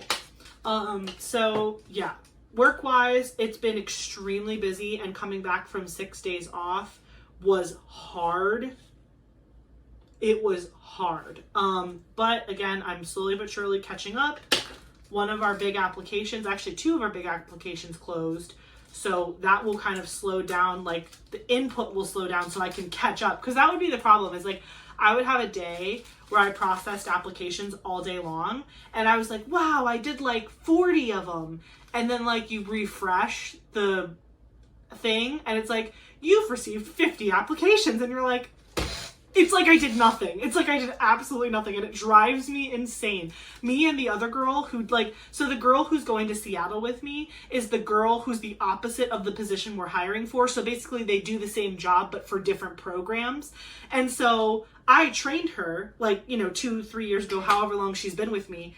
But she's as smart as a whip. She took it and ran with it. She was so easy to train and work with, and she's so good at her job. But obviously because she's so good, I haven't touched it in a while. So when that person left, I had to get back into it. And again, I remember, it's like riding a bike. I was rusty in the beginning, but then I was like, oh yeah, I do remember how to do this and whatever. But I'll just look at her and I'm like, I feel like I did nothing today. She's like, that's how it feels every day for me. She's like, literally I'll go and I'll read a bunch of essays, and then I'll look back at the queue and it's more than what I read. And I'm just like, I give up. So it's kind of nice to be able to commiserate with her and be like, I already had a lot of respect for you, but now I have even more respect for you because I don't do this anymore. I used to. That used to be my job. I used to be that person, but I haven't been that person in a long time. And so, sometimes you forget. And I think it's really good for management to go back down to doing some of that sometimes. Number one, because it keeps your skills sharp in a situation like this where you have to do it because there's no one else that can do it because someone left or whatever. So it's number one, it's good because it keeps you sharp on your skills. But number two, it just gives you appreciation for the people around you that are doing this every day. And it reminds you how hard everyone's working to like keep the ship afloat. Do you know what I mean? So I've found a much deeper appreciation for my team member who's also doing this role, because I'm like, man, I forgot. Granted, for her, that's her whole job. So like she has all day, every day to be working on those things. It's still hard. It's still like, you know, it's still hard to like feel like you're not making progress when a lot of people are applying at the same time. But like I'm having to do that and have a full day of like my regular job, which is like meetings and strategic planning and la la la la la. So it's been a really hard time balancing that over the spring semester. But like I said, we see the light at the end of the tunnel. We have interviews tomorrow for me, Thursday. And we're bringing them onto campus and we're going to introduce them to the team and all that good stuff. So I'm really looking forward to that. And I hope we can, I'm so sorry, I keep throwing these. I really hope that we can find a good candidate for that position. And then hopefully my life will slow down. I mean, obviously, once we pick somebody, it's not just like, here you go. I have to do a lot of training and stuff too, which will be very time consuming. But like, wait, is this the same number again? Oh, I never took the sticker off. I'm like, wait, I already did 300. I just didn't take the sticker off, the little lip. That's so funny. I was like, what? Am I going crazy? Okay, so anywho, yeah, that's where I'm at with work stuff. As far as diamond painting goes, I'm feeling great. Honestly, it's funny how chaotic my life is at work right now. And then also like everything going on with like YouTube and diamond painting.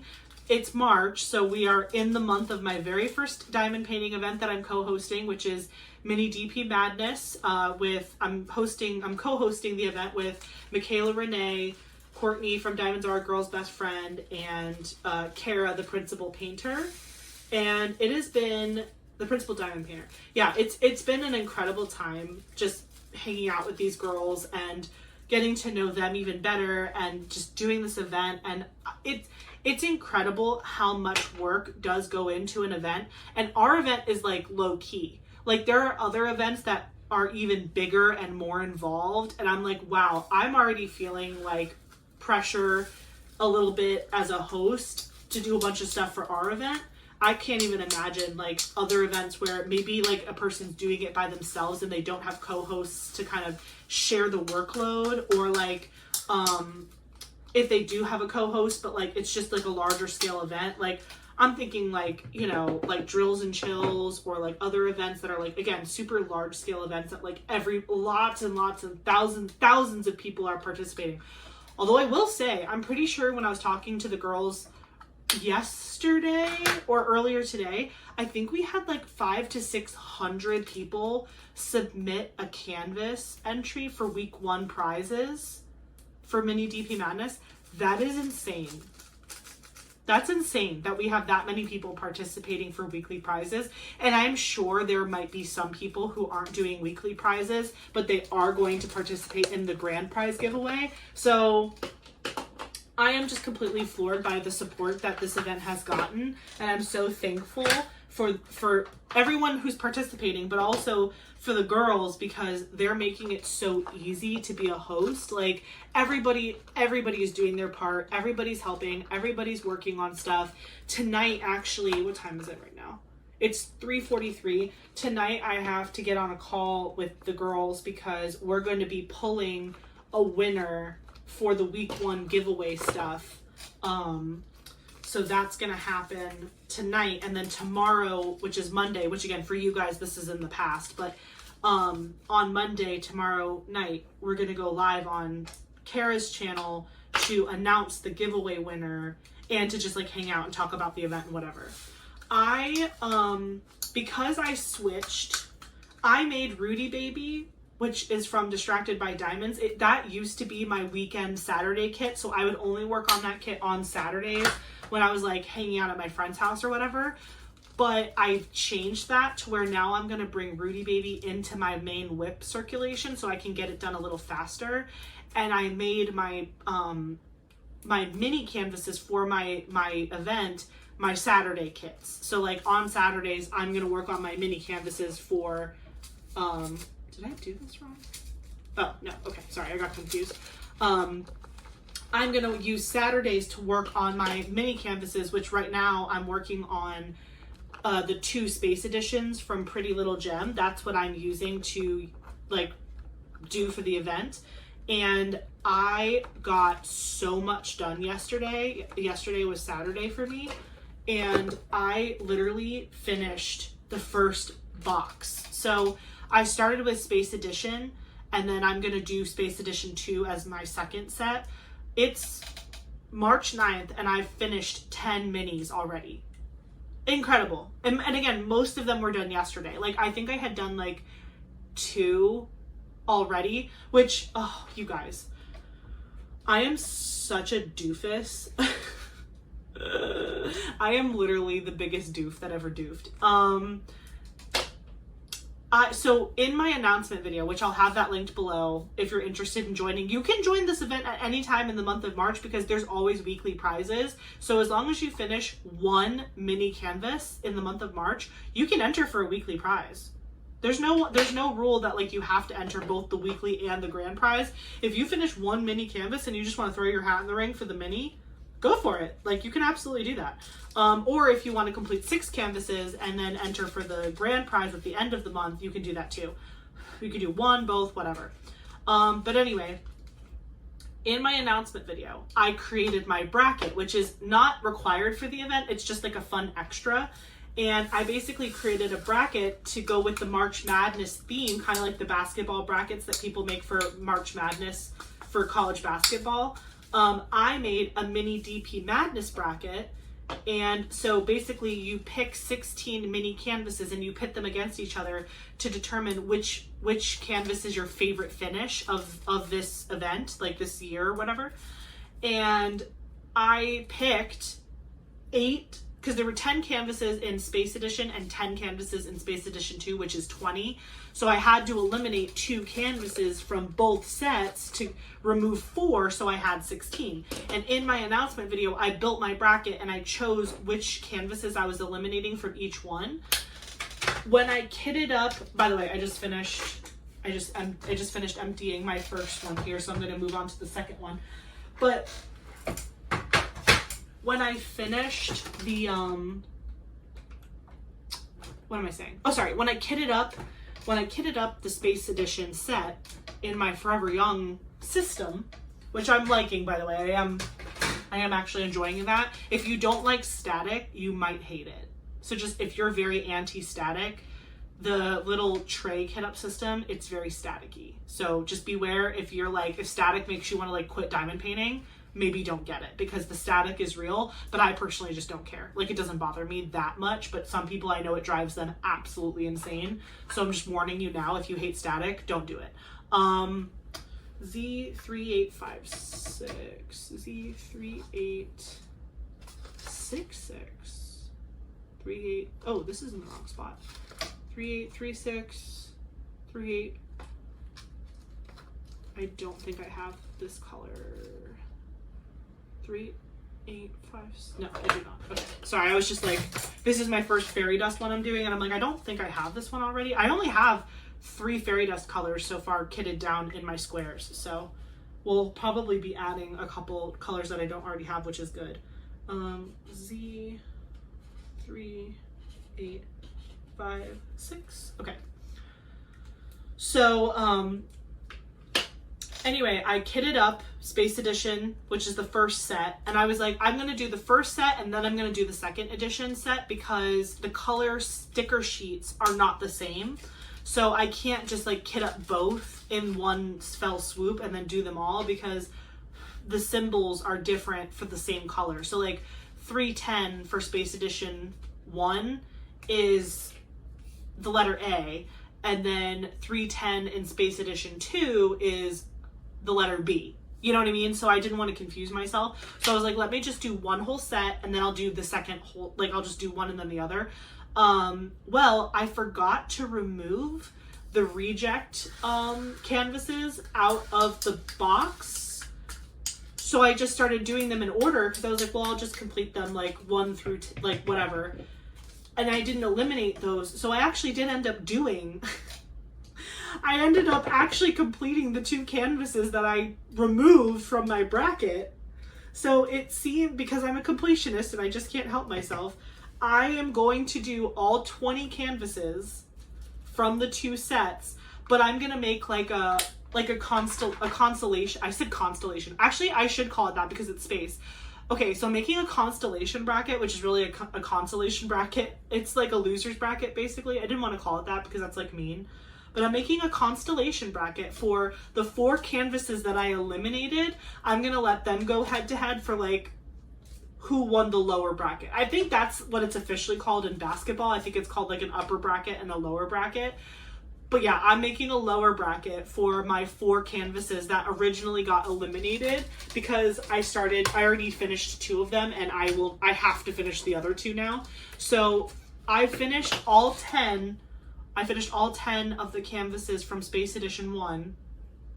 So now going into the rest of the month, which again, it's only the 9th. So I have so much, I feel so good being halfway through all of my minis for this event because I really want to do a video dedicated to like the bracket and picking the winner, but I can't do that if I wait too long. 3853. I need to make one for this too. This is another fairy dust color. I love collecting. I can't wait till one day I have at least a drill for every single color. That will be so fun. I'm such a collectionist. Like, I just love to collect things. That's why my stash is so big and I don't even care. I love collecting. Like, I've always been a collector. I collected Pokemon cards as a kid. I collect seashells. My favorite thing that I collect is hotel keys. I have a box full of like those plastic hotel keys that they give you and they just like end up reusing them or tossing them. I have a ton from every vacation, every hotel I've ever stayed in. I really wanted to, I wish I would have had the foresight to do this when I was younger, but I really wanted to like have a book where I had the key and then I had like where I stayed. And obviously as a kid, I just held on to them because I thought they were fun to collect, but I can't tell because usually the key cards, they don't always have the location on the cards. Usually it's like a place where people pay for advertisement. So some of the cards you would never know what hotel it was for or even when. Like, I couldn't tell you when I went there unless I remembered, you know, and some of these places from when I was like 6, 7, you know, whatever. So yeah, but I have a huge thing of them. So anyway, I just love collecting. So I love the idea of being able to have one bag for every single drill color produced, at least by Diamond Art Club. Cause again, those are the only drills that I plan to hold on to. So like I have to finish kitting down the first Space Edition for my mini dazzles or mini canvases. I still have to kit it down. I've already gotten rid of all of the drills, but I need to take the stickers off. And that's actually, you can kind of see it off frame a little bit, but I have Goo Gone here. This is what I'm using to get the like goo from the sticker off of my little Forever Young system because the paint gem stickers, I put them directly onto the plastic. I wasn't like precious about it and I didn't use washi tape or anything. Eric just had that Goo Gone. I didn't have to go buy it and it's a huge bottle. I only had to spray it once on a paper towel and I used that one paper towel to get it off of all of my boxes. So I'm really not worried about like the cost of it all because like I'm just not. So that's like probably how I'm gonna kit up the next one too. For the Space Edition 2, I'm just going to put the sticker directly onto the plastic, and then when I rip the sticker off, I'll use a little paper towel with Goo Gone to get the rest of the little leftover. Ooh, this is my very first iridescent one. I know I don't have L, I only have Z. Yay! I'm excited. Okay, sorry, I just tangent queen. I'll probably put like I'll put all my special drills in this column. So right now only fairy dust is here and my ABs are at the beginning here because they're not part of the DMC, but like they're in numerical order with this grouping. But what I might do eventually is I'll redo these cards to say like AB 141 and because right now there's no letter in front of these from these canvases, but I can change that and just put it, all I have to do is write a letter in front of them, and then I can stick all my specials in one column. I've been thinking of creating kind of like a tower for specials, but I'm not ready to commit to that yet, mostly because I don't know where I would want it in the room. What I really need to do is take everything off of these shelves, wipe the shelves down, and then put everything back nicely how I want it, because when we built this, we were purely like Lego and I wasn't diamond painting yet, and now I want to use the shelving that I have for some storage too for diamond painting. Not like, I don't want it to be ugly, like I still want to display cute stuff, but I want to display like some of my cute accessories and special drills and whatever. Ooh, it's kind of nice to have it right behind me, so when I'm working on something I can just like grab a box or grab whatever I need. So yeah, so I really do need to reorganize this. Also, I know I'm tangenting so hard right now. Just know that I'm aware of it. I feel like as long as I admit that I'm aware of it, it's not as big of a deal. Lego, okay? I have a huge backstock of Lego that I have to build. I promise you guys, I'm going to start building it. I'm going to do it on camera for you guys. I just haven't had a chance because being part of this mini DP Madness event has just taken up so much of my mental space. I feel like everything is like diamond painting all the time right now, which is fine. You know, that's fine. But I know I've been teasing you guys talking about like Lego and coloring and all these other things, but I haven't done them on the channel yet. It's just because this month is all about my very first hosting of an event. But I promise you, once things start to slow down and we get closer to the summer months, you'll see some cool stuff for Lego and other fun crafts that I do. Right now my content is so focused on diamond painting because this is my first event that I've ever done. So yeah. I'm gonna put the L's in front of the Z's because it's alphabetical, so L comes before Z, so we'll keep it like that. I think that was my last special drill. I think. Well, no, there's two ABs left, but there's no more fairy dust or like iridescent or whatever. So 3859, 3860, 3840. So we do need, where's my marker? Oh, sorry. So anywho, I'm going to be today, after I finish filming this video, I'm probably going to finish kitting down Space Edition 1 for my mini canvases, and then I'm going to kit up the second set of 10, and then if I can get those finished in about a week and a half, I'm giving myself like a week and a half, 2 weeks, but if I can get that done, I think not the last Sunday of the month of March, but the second to last Sunday of the month of March, ideally I would like to have the video up for me finishing my bracket where I show you guys how everything ranked out and who won the bracket for me. That's my goal. We'll see if I can get there. I think I can. Now that I'm officially halfway done with my canvases, I'm feeling much more confident. I wasn't as confident about it beforehand just because I was like, there's no way I'm gonna get 20 done. Like once I messed up and I accidentally started doing the canvases that I wasn't supposed to, I was like, oh my gosh, like I wasted so much time, again, quote unquote wasted. I wasted so much time doing the ones that weren't part of my bracket. How am I ever gonna get my other ones done, let alone the 16 required for my bracket a week before the month ends? Because everybody has until the end of the month, but I'm trying to plan ahead for content. So I was like, oh, I would like to get mine done earlier than the end of March so I could keep the content relevant to the event in the month of March. Again, me overthinking, who knew? Who knew that would happen? But because I'm already halfway done with the canvases I picked out for the event, it means I'm going to probably be on track to film that video, which I'm very excited about. I could have in theory filmed the video to go up the first Sunday in April, but again, I'm just a crazy person and will not allow that. So I like to plan my content in advance, but I like to film it in real time. So I don't film my stuff more than probably a week out unless I'm like traveling. Like obviously I had to film a little bit in advance when I had my friend over and when I went to South Florida because I can't do that while I'm traveling the way I can at home. 3856, 3, 8,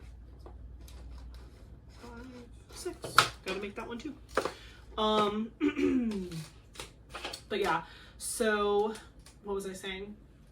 Yeah, that's where I'm at with diamond painting. As far as like my other whips, because I've been so focused on, well, I had to kit this down. I finished this canvas technically in February. What day was it? I know I said it in the beginning of the video. February 24th. So this kit up system has been full of these drills since February 24th, and it's already March 9th. And I just haven't had a chance to film a kit down. So this has been sitting in my Diamond Art Club storage system, taking up space for like a couple weeks. But I'm really not upset about that, because it gave me more time to work on my minis and to work on my other whips that I have going. So right now, my big whip that's on my table, I took it off my table so I could do this kit down, but it's on my guest bed. It's not behind me because I'm going to put it right back on my table, so I didn't want to hang it up. But on my guest bed right now is Angel of Justice, and I am halfway done with the row that I'm on, but I'm doing double-sized rows on that canvas because it's such a large canvas. So think of like a Diamond Art Club normal row. I'm doing 2 of them. So my rows are actually this thick, and then I'm taking like bigger chunks. So I don't know. I just personally think if you reveal more of a canvas to yourself, you diamond paint faster because you have the same color out for longer in a particular session than just going little square by little square. Then you have to just keep pulling your stuff out over and over again. That's just how I like to diamond paint. I personally like to have bigger sections, but like to each his own. I'm not judging anyone who does it differently than me. That's just how I prefer to do it. Oh my gosh, I'm having to make like all of these brand new, which again, I'm not mad about. So Angel of Justice is what's like on my table right now. 3, 8, 4, 7. Okay. And that's my big whip that's on my table. Once I finish this row for Angel of Justice, I'm going to rotate to Rudy Baby and do my second row on Rudy Baby. Because again, prior to March, that was just my Saturday kit. And it's a Christmas themed kit. I don't particularly care that it's Christmas themed. Like, I'm not someone who only allows themselves to work on certain canvases during their appropriate season. It doesn't bother me to like work on a Halloween kit in March or whatever, or Christmas kit in March. So that's not the issue. But it's not a particularly large canvas. It's a 50 by 50 centimeter. And so I just personally I want it to go faster because when that kit is done, I'm going to use that as a segue into always having a small shop kitted up and as one of my whips in rotation. So Distracted by Diamonds is the company that canvas is from, which is a small shop in the community. Love them to death. Definitely check out their shop if you haven't already. But the next canvas that I work on that's going to replace that whip is going to go into a different storage system. Now that I'm kitting this down, I think the Margaret Morales that I'm going to kit up, which is Alice in Roses, it's the newest Margaret Morales that's come out. I think that's going to go in the Diamond Art Club storage system. I did last month buy the smaller version of the bottle system. That's only 60 bottles, but I don't think I want to put that in the 60 bottle case because I think it's going to have too many colors. I think it's over 60 colors. So what I'm probably going to do, ooh, are these different dye lots? Sorry, I'm just checking the coloring here. No, I mean, I don't think these are different enough to care personally, so I'm just going to combine them all together. It's really not that big of a deal. And honestly, if I dump them into a tray and in a tray, I'm like, ooh, those are kind of different. I can just pick around what I need. Do you know what I mean? Like, it's not going to be the end of the world. But anyway, so like I was saying,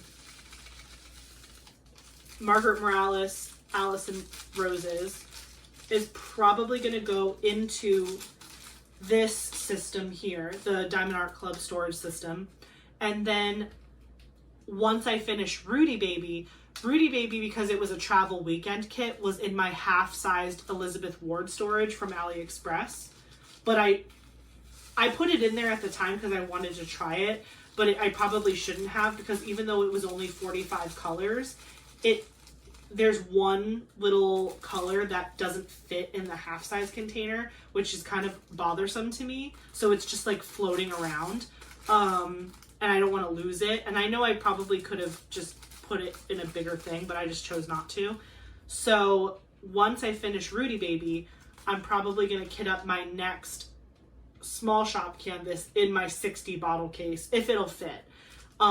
If it won't fit, I can always trade out the boxes or the bottle cases themselves between Flower Crazy and the small shop, because the case themselves are the same size.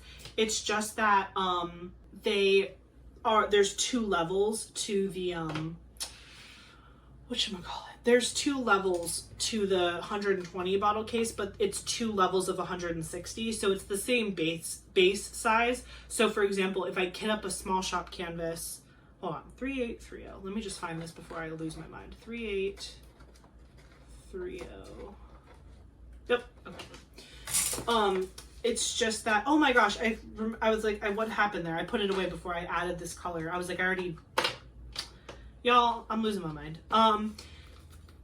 If I kit up a small shop canvas after Rudy Baby where the colors are too much for a 60 bottle case, I can take Flower Crazy, which is currently in my 120 bottle case, but it's only on the top. It's not using that second level. I can switch the cases. So that way Flower Crazy goes into the smaller container, and then I have 120 bottles for the next small shop canvas, and I can continue to like rotate that around however I want to. But I'm excited because I do have to put my serial number stickers on my new bottle case so that that's ready to go whenever I need it. Let's see, 3820. 3820. We have 319, but not 3820.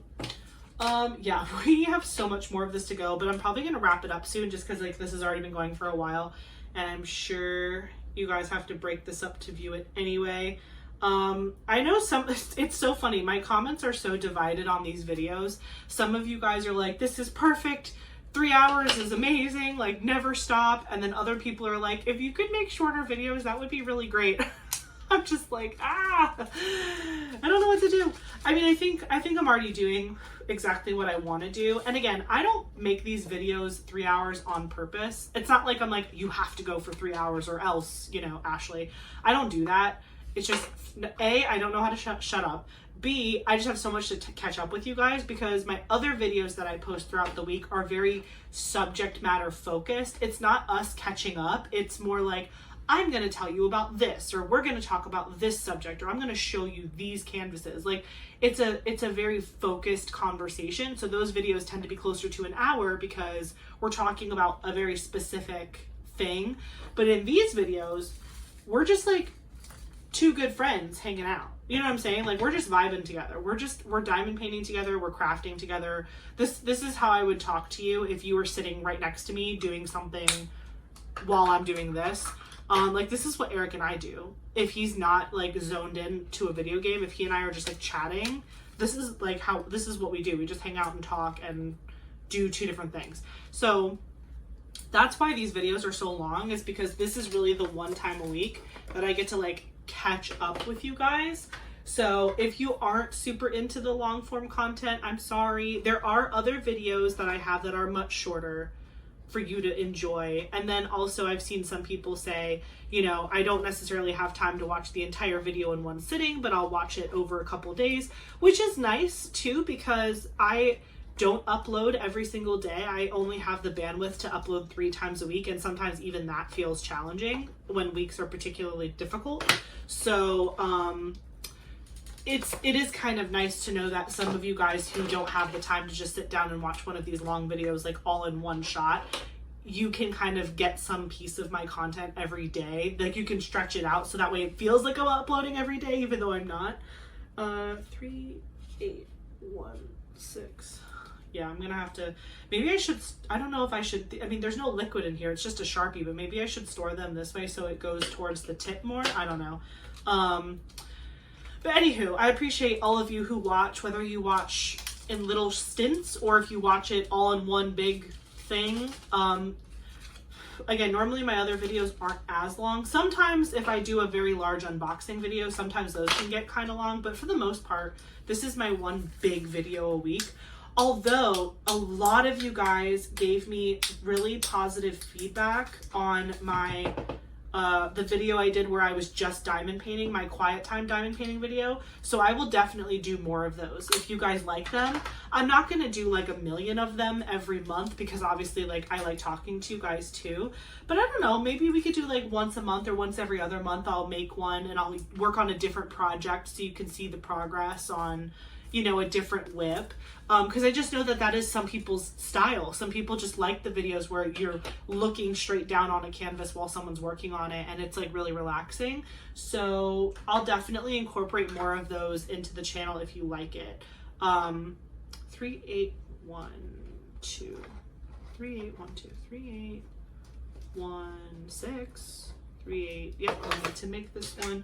I think what I'll do is I'll finish this row and then we'll wrap it up. Actually, okay, I brought this out in case, I always, whenever I start these videos, I'm like, I don't know if we're gonna have enough to talk about. And then 3 hours later, I'm like, okay guys, it's the end of the video and I've done nothing. I brought out our book, 2,000 Questions About Me. This is a book that I picked up at Walmart, I think. I think this was from Walmart.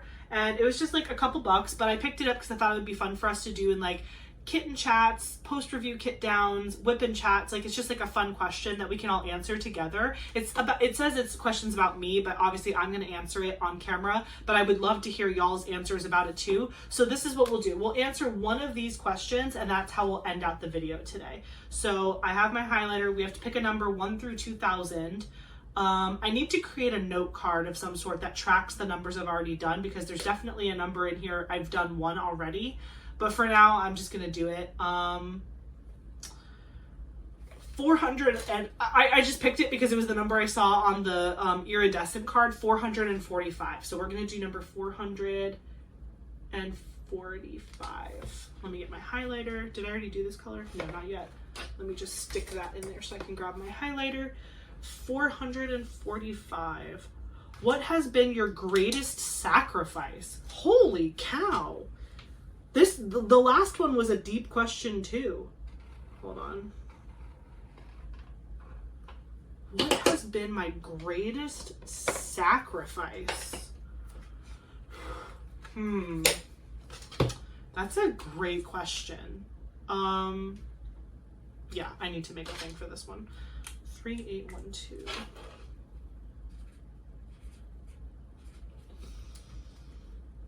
I don't know. I feel like I've been very privileged in my life. Like, I've gone through hardships, don't get me wrong. I've definitely gone through things, but I don't know that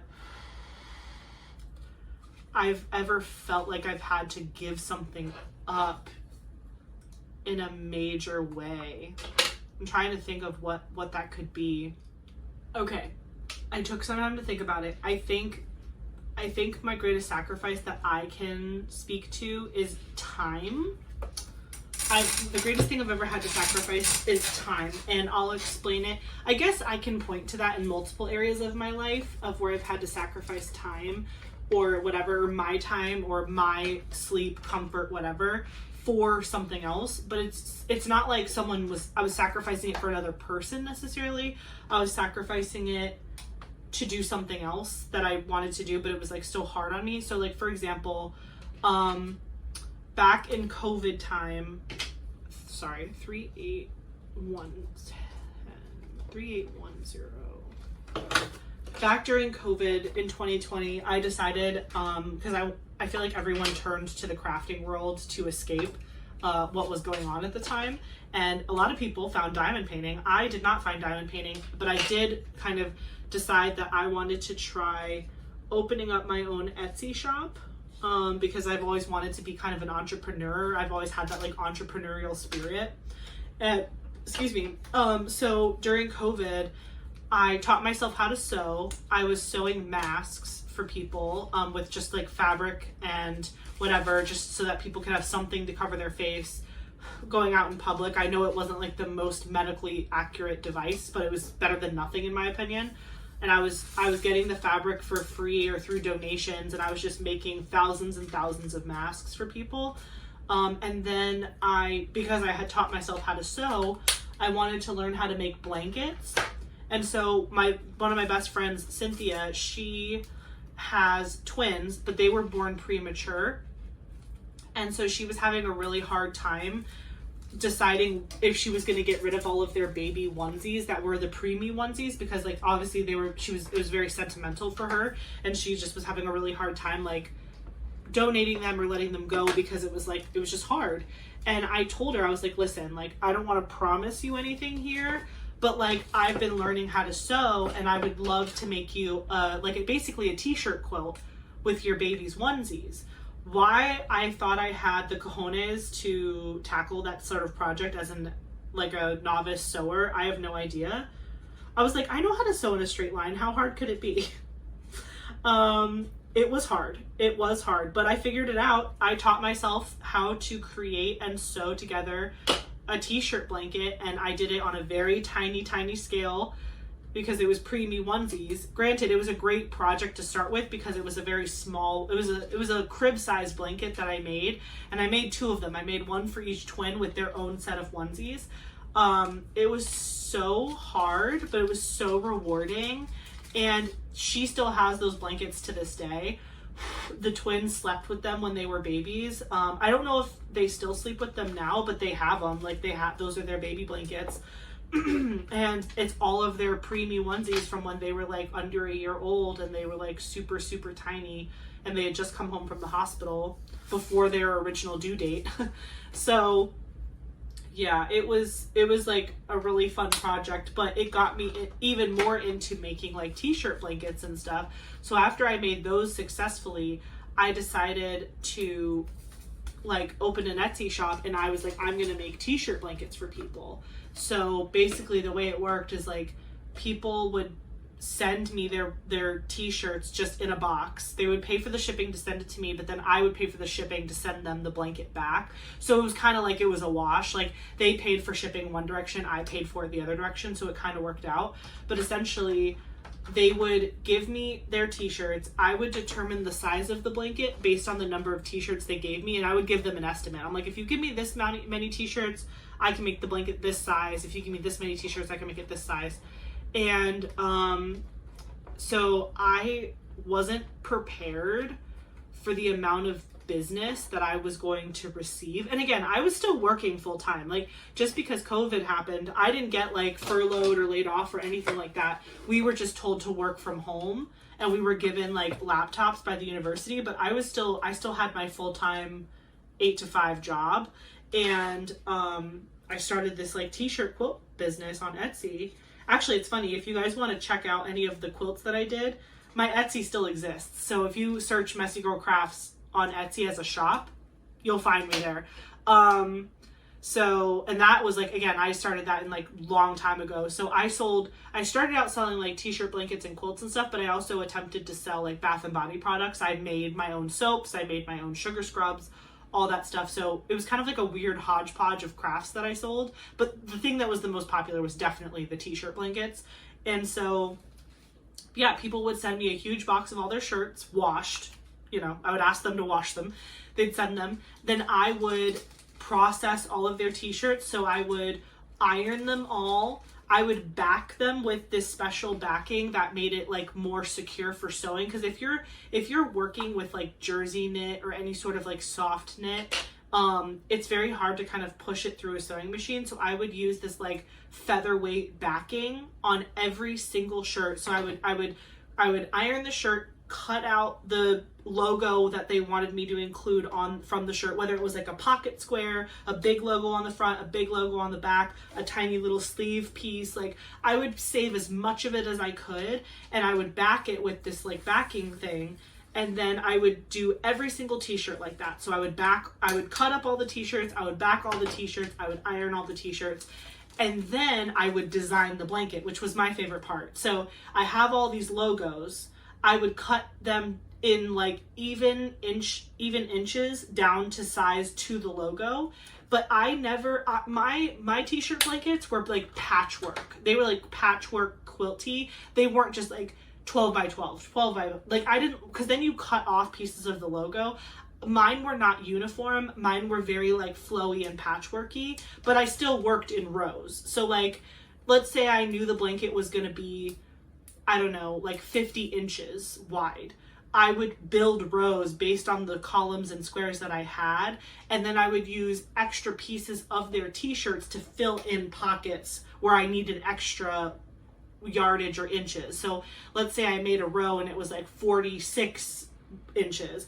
I would make 4 1-inch strips and put a 1-inch strip of their t-shirt in between the blocks of the images, just to like, so it completed the row of 50. You know what I'm saying? Like, if you go on my Etsy, you'll see it was very patchworky and cute. I really liked it. I thought it was cute. Everyone really enjoyed it that bought from me. But it was a ton of work. And then once I designed the blanket, I then had to sew the blanket. And so I would sew the quilt top row by row, and then I would sew all the rows together. And then I would have to find a backing fabric that they liked. Usually I would go to Joann's, RIP Joann's. I would go to Joann's. I would text them pictures of fabrics that I thought looked good, that were like that soft snuggle fabric that they would use for like baby fleece blankets. I would send them a picture of the snuggle fleece, a bunch of options. They had it in like every color, and they would pick the color they wanted or the pattern they wanted. I would buy however many bolts of fabric I needed, and then I would buy the inside, like the inside of the quilt, the whatever it's called, like the inner material, the padding, and I would get super thin because I didn't want the blankets to be too heavy. Like, they were like, it was like a summer quilt basically, because it wasn't like super puffy and thick. It was like a little thin, really nice snuggly, but still like a thinner inside material. And then I would have to sew the 3 pieces together. So you have to sew, you know, all of the rows down, make sure you're catching all the layers. And my sewing machine was $100 from Walmart, okay? And I was pushing king-sized 3-layered quilts through this little Walmart sewing machine. Literally, I will never let that sewing machine go. I cannot believe the beautiful projects I've made on that little $100 sewing machine. It is insane. Like, I am so proud of that little machine. And I haven't sewed in a really long time, so it would be like, again, like riding a bike. I'd have to like get reused to it again. But it was so simple to learn. It didn't have a lot of bells and whistles. It was very basic. But once I figured it out, man, I was making, again, California king size blankets on this little $100 Walmart machine. But I sacrificed a lot of time, sleep, quality time with my husband and family. Like, I would get home from work. Well, I was working from home because it was COVID. I would be done with work. I would go downstairs into my garage, which was my like Etsy craft studio essentially. Like, we made it really cool. We put these big cabinets up on the wall where I kept all of my stuff and my machine and my fabric, and like I basically turned my garage into a workshop. And that's actually where I got all of these tables. All of these like folding tables I used to have in the garage. I mean, I only have this one upstairs, but I have like 2 8-foot tables downstairs where I would lay the fabric out and like make the quilt on these 8-foot tables. It was really cool. I had a whole like system going, but that would start when I got off of work. So I would be done with work at 5. I would go downstairs, and I wouldn't come upstairs until like 10, 11 o'clock at night, 1 o'clock. On the weekends, you wouldn't see me. I would be living in there because it wasn't like I was just doing it for fun. Like, oh, I just want to make a t-shirt blanket for myself. There was a paying customer on the other side of that blanket. Like, there was a person who was like texting me like for updates, and I would send pictures of the process. Like, look, today I cut up all your shirts. Look, today I sewed a row today, like, so that way they felt like I was like, you know, because those blankets do take a lot of time, and I didn't want anyone to be like, did she just like run away with my money? So I would send them like updates about what stage of the process their blanket was in, and people really liked that. But that just took so much time, and I got so burnt out on it. And to this day I still love making, like, I would go downstairs and make a t-shirt blanket for anyone in my life that was like, make me one. I would have to remind myself how to do it, because I haven't done it in 5 years. No, like 4 years, because I kept the business for about a year. And honestly, I probably wasn't charging enough, to be honest. Like, I probably should have been charging way more. My profits were not significant, not for the amount of time. And again, that's why I've decided, like, my answer to the question is, what was the biggest thing I've sacrificed in my life? It's time. 3753. 3753. Definitely time. And that's a pretty consistent thing for me. Like, so the example I'm giving you is like, I sacrificed a lot of my personal time to dedicate to this business that I ended up not continuing with, because I realized that it wasn't worth the time I was giving to it. Like, some people can make a business like that, and like it is their job. So like, they can dedicate their 8 to 5 to that type of work, and then they still have time for like family and friends and like their life. I was doing that as a side hustle, but it took the amount of time that a full-time job would have taken. So I was not seeing family and friends and hanging out and doing fun stuff. Like, I was like, oh, I can't tonight. I have to go in the garage and sew. Like, that was my whole existence for like a year and a half. Granted, it kept me busy during COVID when we weren't really supposed to be doing anything.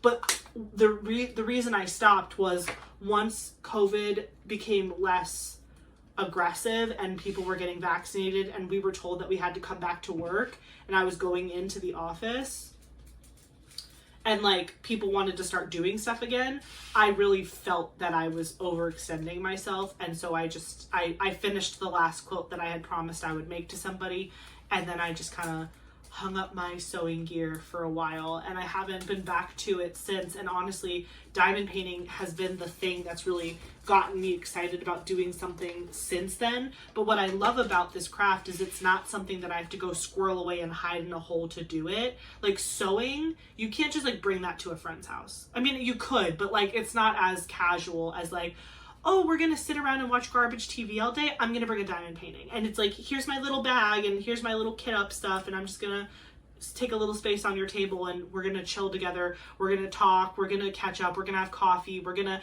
go, like, you could take it with you outside. Like, I've traveled with diamond painting before. Like, this is not, it can be a solitary craft, but it doesn't have to be. And I think that that's really great for me, because I sacrificed a lot of my time when I had my Etsy business and I was making those t-shirt blankets. I will say though, I got to meet some incredible people, and the blankets that I were doing, like, okay, when you think t-shirt quilt, you think like, oh, like, you know, some sorority girl wants all her sorority shirts in a t-shirt blanket. Oh, some kid wants all of his baseball jerseys from high school in a blanket, whatever. There was a little bit of that, but like, the majority of people that I made blankets for were people who like lost loved ones. Like, I did this one blanket, like, I could cry just thinking about it, but I made this one blanket for this girl who, she lost her husband, and she wanted me to make 2 blankets, one for each of their daughters.